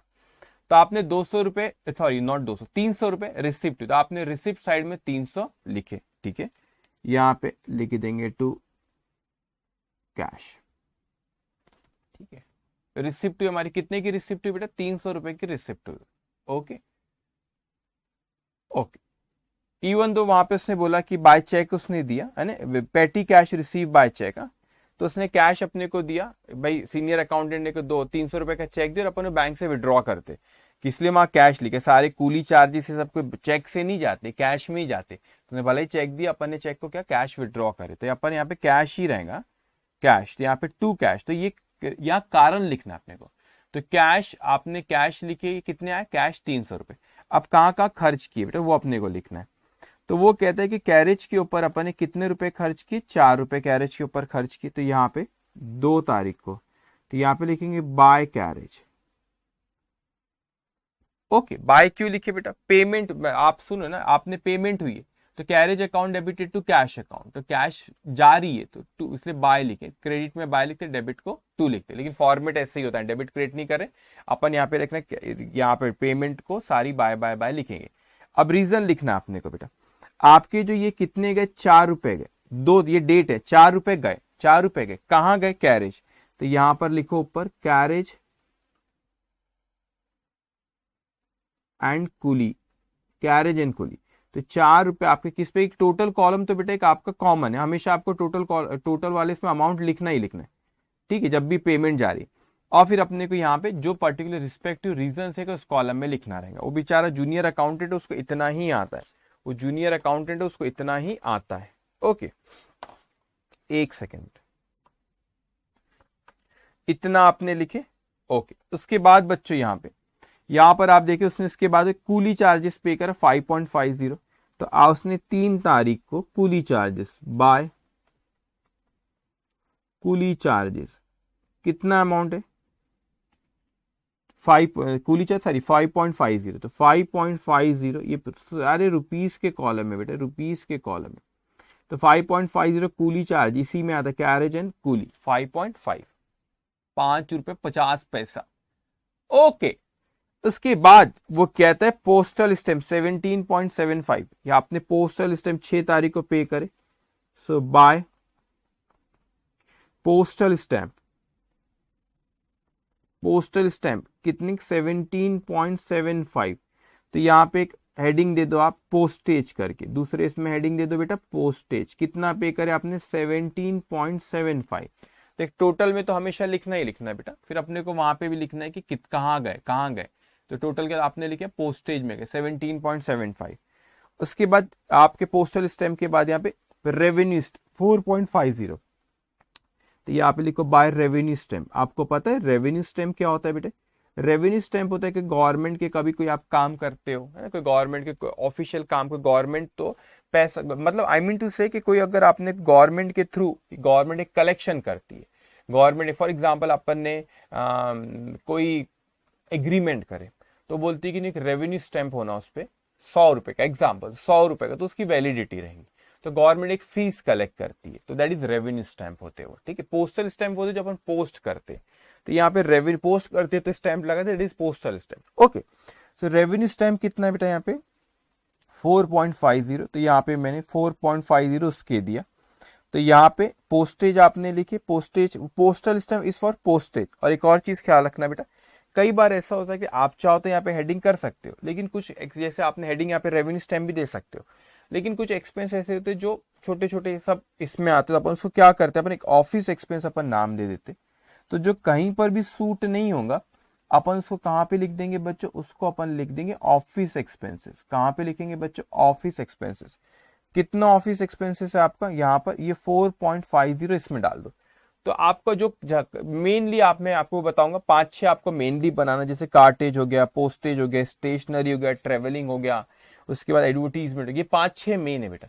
इसके अलावा सारे के सारे अपन कहाँ पे डाल देंगे, ऑफिस एक्सपेंसेस में डाल देंगे 4.50। ठीक है।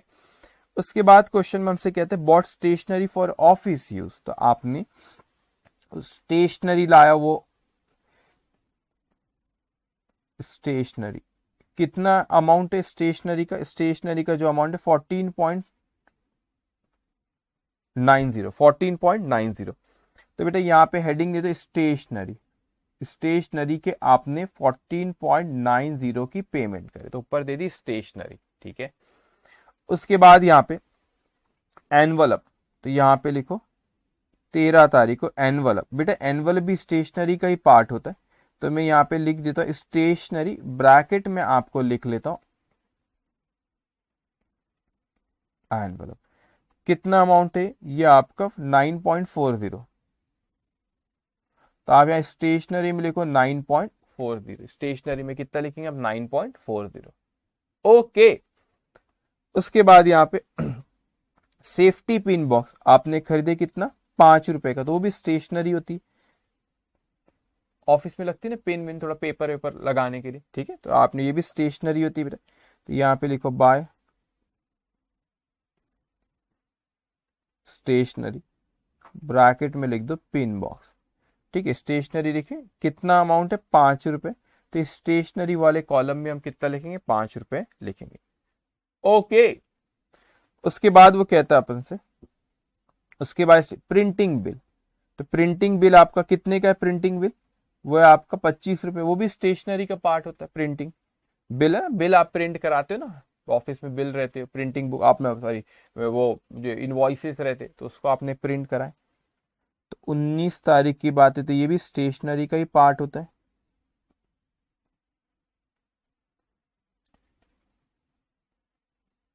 प्रिंटिंग कितना, वो है आपका 25 रुपए, तो स्टेशनरी में ही लिखो आप उसको 25 रुपए।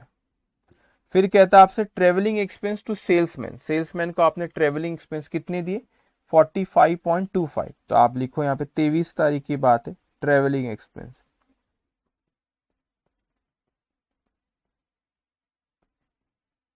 Travelling expense 45.25।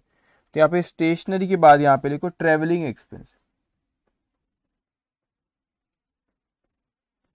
Travelling expense, so travelling expenses में यहाँ पे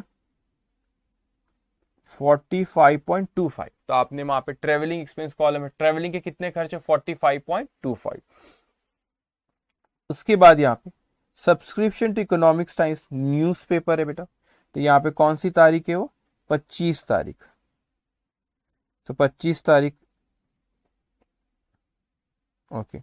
अब न्यूज़पेपर का आप अलग से भी बना सकते, छोटा मोटा है तो ऑफिस एक्सपेंस में भी डाल सकते, तो जो कहीं पर नहीं तो उसको आप ऑफिस एक्सपेंस में डाल, और उसको अलग से भी बनाते, दैट वो नहीं कि गलत होगा, लेकिन जो छोटे मोटे ऑफिस के, जैसे ऑफिस के लिए न्यूज़पेपर आया आपके, है ना, ऑफिस के लिए आपने यहाँ पे रेवेन्यू स्टेट, जो भी छोटे मोटे है जिसकी अलग से हेडिंग नहीं, तो अपन उसको किस में डाल देंगे, ऑफिस एक्सपेंस में। तो यहाँ पे bye office expense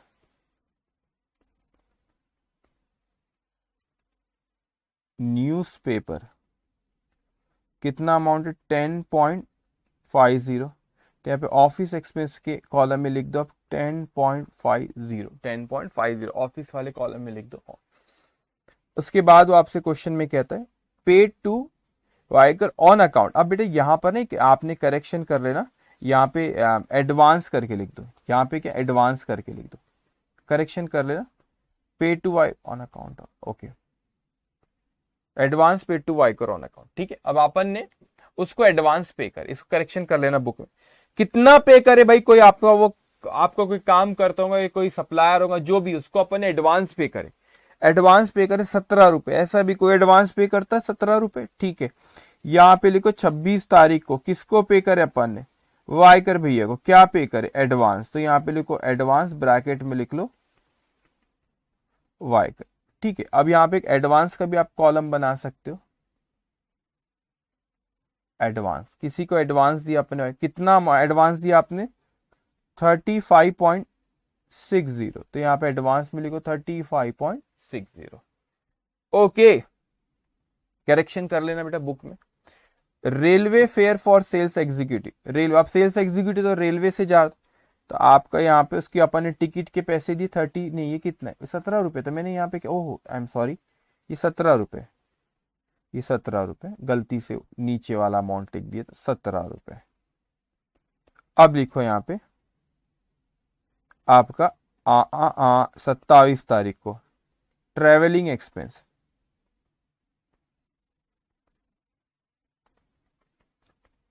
$35.60। Travelling expense का कॉलम है अपना बेटा, हाँ ये है ट्रेवलिंग एक्सपेंस 35.60। ओके, करेक्शन कर लेना, ऊपर 17 था। ओके, उसके बाद आपसे कहता है, फिगर्स ध्यान से लेना, T2 ऑफिस स्टाफ, चाय दी अपन ने तो ऑफिस एक्सपेंस हो गए। अब यहाँ पे मैं, स्पेस तो है नहीं वैसे, लेकिन मैं एडजस्ट करता कि यहीं पे आ जाए वो।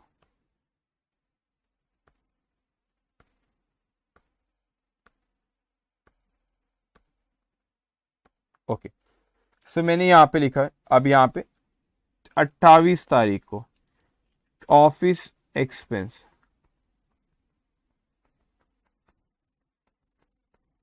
टी, कितना दिया आपने, 31.40। तो टी ये ऑफिस एक्सपेंस है बेटा, तो ऑफिस एक्सपेंस में आप लिखोगे यहाँ पे, ऑफिस एक्सपेंस कितना है आपका, 31.40। ओके, 31.40। पेड एडवर्टीजमेंट बिल, तो आपने यहाँ पे 30 तारीख को एडवर्टीजमेंट बिल पे करे, तो यहाँ पे लिखो एडवर्टीजमेंट, एडवर्टीजमेंट कितना अमाउंट है, 10.25। तो एडवर्टीजमेंट में यहाँ लिखो 10.25, 10.25। ओके, अब यहाँ पे बेटा आप टोटल कर लो इसकी। ठीक है, अब आपने सारे एक्सपेंसेस बता दी, कहाँ कहाँ जूनियर अकाउंटेंट ने पे करे बच्चों। तो उसको रिसिप्ट हुए थे कितने, 300, और उसने पूरे खर्च किए। तो खर्च की भी आप टोटल, पहले पूरे टोटल यहाँ पे लिखो, 4 + 5.5, 17.75 + 4.5 + 14.9 + 9.4 + 5 + 25, 45.25 + 10.5 + 17 + 35.6 + 31.4 + 10.25। तो यार 236.05। अब बाकी जो उसकी टोटल को 4 + 5.5, इट विल कम 9.5, 17.75, फिर ये आपका 4 साथ में टोटल आप लोग भी करेंगे, 4.5 + 5.5, नहीं 4.5 + 10.5 + 31.4, 46.4। उसके बाद 14.9 + 9.4 + 5 + 2.5, no 25, 14.9 + 9.4 + 5 + 25। तो ये हो गया आपका 54.30, 45.25 + 35.6, 80.85, 80.85। ये कितना है आपका 17 और 10.25। इतना किया आपने। अरे आपको तो दिख रहा है, नहीं दिखेगा अभी, आप आगे मैं कैसे एक्सप्लेन करूं, इंपॉर्टेंट पॉइंट है अभी। ओके, चलो मैं नेक्स्ट स्लाइड में लिख लेता इसको। इतना दिख रहा है, इतना दिख रहा है, थोड़े से के लिए रह गए, 1-2 लाइन मिल जाती तो काम हो जाता था। ठीक है, मैं इसको जूम करके बता दूंगा, डोंट वरी, मैं यहीं लिखता हूँ, फिर नेक्स्ट स्लाइड में फिर से इतनी लाइंस ड्रॉ करना पड़ेगा। ध्यान से बेटा, मैंने कहा कि सर वो कहता है कि 300 रुपए हमको सीनियर अकाउंटेंट ने दिया और हमने खर्चा किए 226 रुपए 5 पैसा, तो सर हमारे पास बचा कितने। मैंने कहा 300 रुपए में से, अगर दिख रहा है भाई, ठीक है, एक second, by balance carried down. मैंने कहा सर 300 रुपए टोटल ना, यहाँ पे टोटल यहाँ पे जो अंडरलाइन किया उसके नीचे मैंने 300 लिखा हूं, रुको जूम करो, हाँ ठीक है चलो दिख जाएगा, ये कितना है 300। मैंने कहा 300 रुपए दिया था, हमने 236 रुपए, 26 नहीं 236 रुपए 5 पैसा खर्च किए, तो बचा कितने, वो बचा हमारे पास 63.95, 63.95, इतने रुपए बच गए बच्चों, इतने रुपए बच गए। 300 रुपए सीनियर अकाउंटेंट ने दिया, खर्चा किए 236.05, तो बचा कितना 63.95। आप कहो तो मैं ब्रैकेट में लिख के बता दूं बेटा, 300 रुपए में से 236.05 खर्च हुए, तो बचा कितना 63.95 बचा। अब देखो इसने क्वेश्चन में कहा था इम्प्रेस सिस्टम, तो इम्प्रेस सिस्टम क्या होता है बेटा, मैं आपको अब बता रहा हूं। इम्प्रेस सिस्टम का मतलब होता है उतनी ही कैश मेंटेन करो। अगर अपन क्वेश्चन में देखें उसने कितने रुपए अपने को दिया था बच्चों, उसने कितने रुपए अपने को दिया था, उसने अपने को दिया था 300 रुपए। कितने रुपए बच्चों उसने अपने को दिया था, 300 रुपए उसने अपने को दिया था। अपन ने खर्चा कर दिए 236.05, बचा 63.95। तो अब वापस से इम्प्रेस सिस्टम मतलब वापस उतने पे मेंटेन करो, तो वापस 300 रुपए पे मेंटेन करना है। एग्जाम्पल बेटा, मैं सीनियर अकाउंटेंट, आप जूनियर अकाउंटेंट, समझाने के लिए बेटा मैंने आपको 300 रुपए दिए, आप ही से बात करो, मोबाइल साइड में रखो, मेरी बात सुनो। मैंने आपको 300 रुपए दिया, और 300 रुपए जब मैंने आपको दिया तो 300 रुपए में से आपने 236.05 खर्चा कर दिए, और आपके पास कितना बचा बेटा, 63.95 बचा।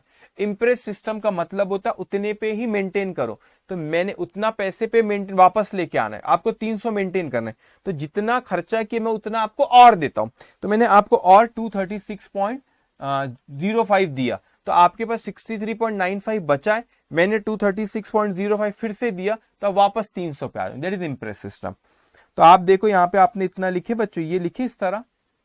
अब यहां पे लिखना है, जो आप डेट के बाजू जो आपका रिसिप्ट वाला कॉलम है ना, वहां पे लिखना है, रिसिप्ट वाला जो कॉलम है वहां पे लिखोगे, एक सेकेंड, रिसिप्ट वाले कॉलम जो आप वहां पे लिखोगे बेटा, नीचे में लिखना है जो आपने, ये जैसे टोटल की ना 300 जो आपने टोटल करी, इसके यहाँ पे नीचे में आप लिखोगे, यहाँ पे रिसिप्ट वाले इसमें, तो आपको बच्चों यहाँ पे कितना टोटल है, वो टोटल, सॉरी एक काम करो, रिसिप्ट वाला जैसे टोटल यहाँ पे दिख रहा है रिसिप्ट 300, उसके सामने यहाँ पे लिखना बेटा, तो यहाँ पे लिखो आपको कितना मेंटेन करना है, ये मेंटेन करना है सर हमको कितना,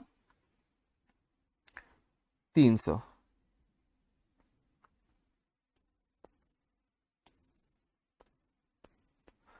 था, 300 है, आपका 63.95 बचा हुआ है, तो आपको और दिख रहा नहीं होगा ना स्क्रीन पे, सॉरी एक सेकेंड रुको, 300 वो टोटल जो आई थी वो यहां पर भी लिखो 300, और अब आपको 63.95 बच गया, तो अभी इसका मतलब और मुझे 300 पे वापस आना है, तो कितना लेना पड़ेगा बेटा, 236.05, तो मैं यहां पर लिखूंगा बेटा, यहां पे टू बैलेंस, इसको ऐसे लिखो, टू बैलेंस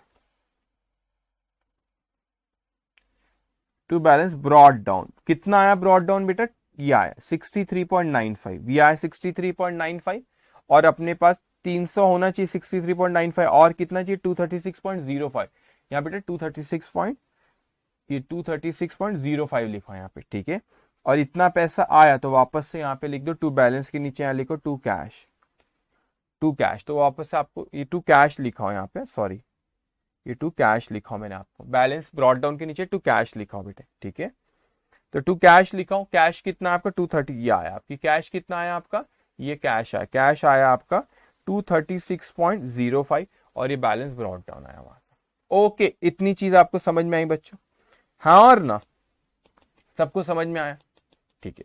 सो ये था हमारा, अभी आपको नहीं दिखेगा क्योंकि आप ऐसे डोंट वरी, पीडीएफ शेयर हो जाती है, आपको पता है चीज बेटा, ठीक है। ओके, सो ये रहा हमारा क्या, अच्छा एक और चीज आखिरी वाले कॉलम पे हेडिंग नहीं दी अपन, एडवर्टीजमेंट लिख रहे हैं आप,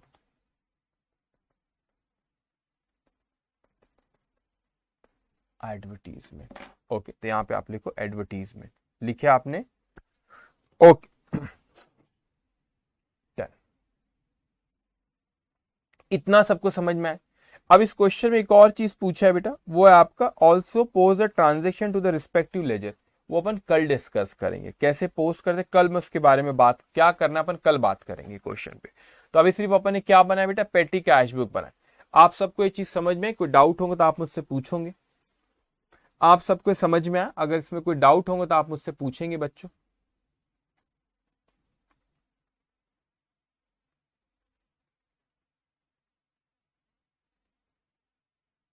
डन, सबने करे इतना जल्दी जल्दी। मलिक, गर्वित, नवाजिश, अंकित, सौरभ, गौरांग, जल्दी जल्दी। ओके, जल्दी जल्दी जवाब देंगे बच्चों।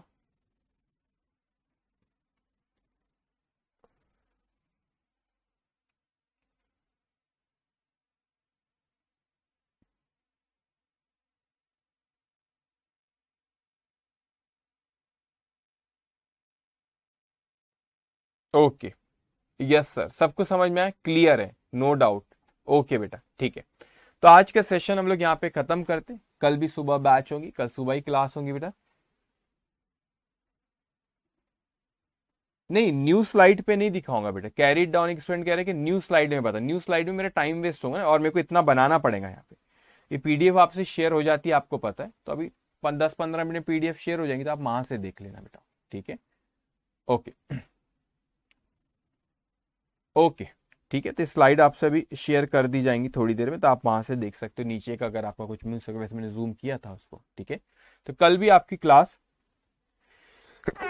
सॉरी, कल भी आपकी क्लास सुबह होंगी, लेकिन आज छोटा मोटा आपको कुछ होमवर्क दिया जा रहा है। होमवर्क आपको क्वेश्चन नंबर 4 तक, 5th 6 तक दिया था। आई होप आपने कर लिए होंगे बेटा। आप उसके बाद ना यहाँ पे सब्सिडरी बुक अभी होनी की, तो 7th मत करना बेटा, 8th भी मत करना। आज सिर्फ आपने आपने अच्छा, एक और इंटरेस्टिंग है आपका, इस चीज को समझना। हमने क्वेश्चन नंबर, आपको मैं 2 होमवर्क देता हूँ, क्वेश्चन नंबर 9 और 10 करना, क्वेश्चन नंबर 9 और 10। मगर एक चीज ख्याल रखना बेटा, आपकी कैश बुक में वही चीज आती जब कैश आया गया। जैसे कि आपको क्वेश्चन नंबर 9 और 10 में आज होमवर्क दे रहा हूं, 2 ही होमवर्क है सिर्फ, क्वेश्चन नंबर 9 और 10 बेटा, ठीक है। तो यहां पर आप इसमें देख रहे हो, आपने कैश इन हैंड, ये ओपनिंग है, रिसीव्ड हुआ, paid rent, sold goods for cash, paid to Shyam, ये purchase furniture, paid salary, rent due not yet paid for जनवरी। अभी नॉट येट पेड है, तो ये कैश बुक में आएगा क्या बेटा? नॉट येट पेड है, आपने अभी तक पे नहीं करो। जनवरी मंथ है, जनवरी मंथ की बात चल रही, पे नहीं करे, तो इसको आप पेमेंट साइड में मत बता देना बेटा। ओके, इसको क्या करेंगे अपन, इसको आप किस साइड में बता देंगे, इसको आप कहां पे बता दोगे, ये जो आपका, ये आपका जनवरी मंथ, तो इसको आप पेमेंट नहीं करे तो इसको आप मत बताना, ठीक है। कैश बुक में नहीं आएगा तो कहाँ आएगा, जर्नल में आता है। तो आपको बताया था हम 3 चीज मेंटेन करते हैं रिकॉर्डिंग वाले स्टेज में, cash book, journal, cash book और other subsidiary book. Other subsidiary book होने की, तो बेटा अगर आपकी यहाँ पे, यहाँ पर अगर मैं आपसे कहूँ तो जर्नल की अगर मैं बात करूँ, या अगर आपकी कोई चीज कैश बुक में नहीं आती तो वो जर्नल में आती। जो अगर आप तीनों में, अगर अदर सब्सिडरी बुक में नहीं आती तो जर्नल में आती। तो अब ये ट्रांजेक्शन, जैसे आपने यहाँ पे रेंट ड्यू, इसकी एंट्री तो पास होगी ना, rent account debit to rent payable, तो कैश बुक में नहीं आएगी तो कहाँ आती है, जर्नल में आती है, ठीक है। ओके, डन, इतना आप सबको समझ में आया बेटा। तो आपका यहाँ पे ये सेशन खत्म होता है। आपका सिर्फ 2 क्वेश्चन होमवर्क है, क्वेश्चन नंबर 9 और क्वेश्चन नंबर 10। Take care.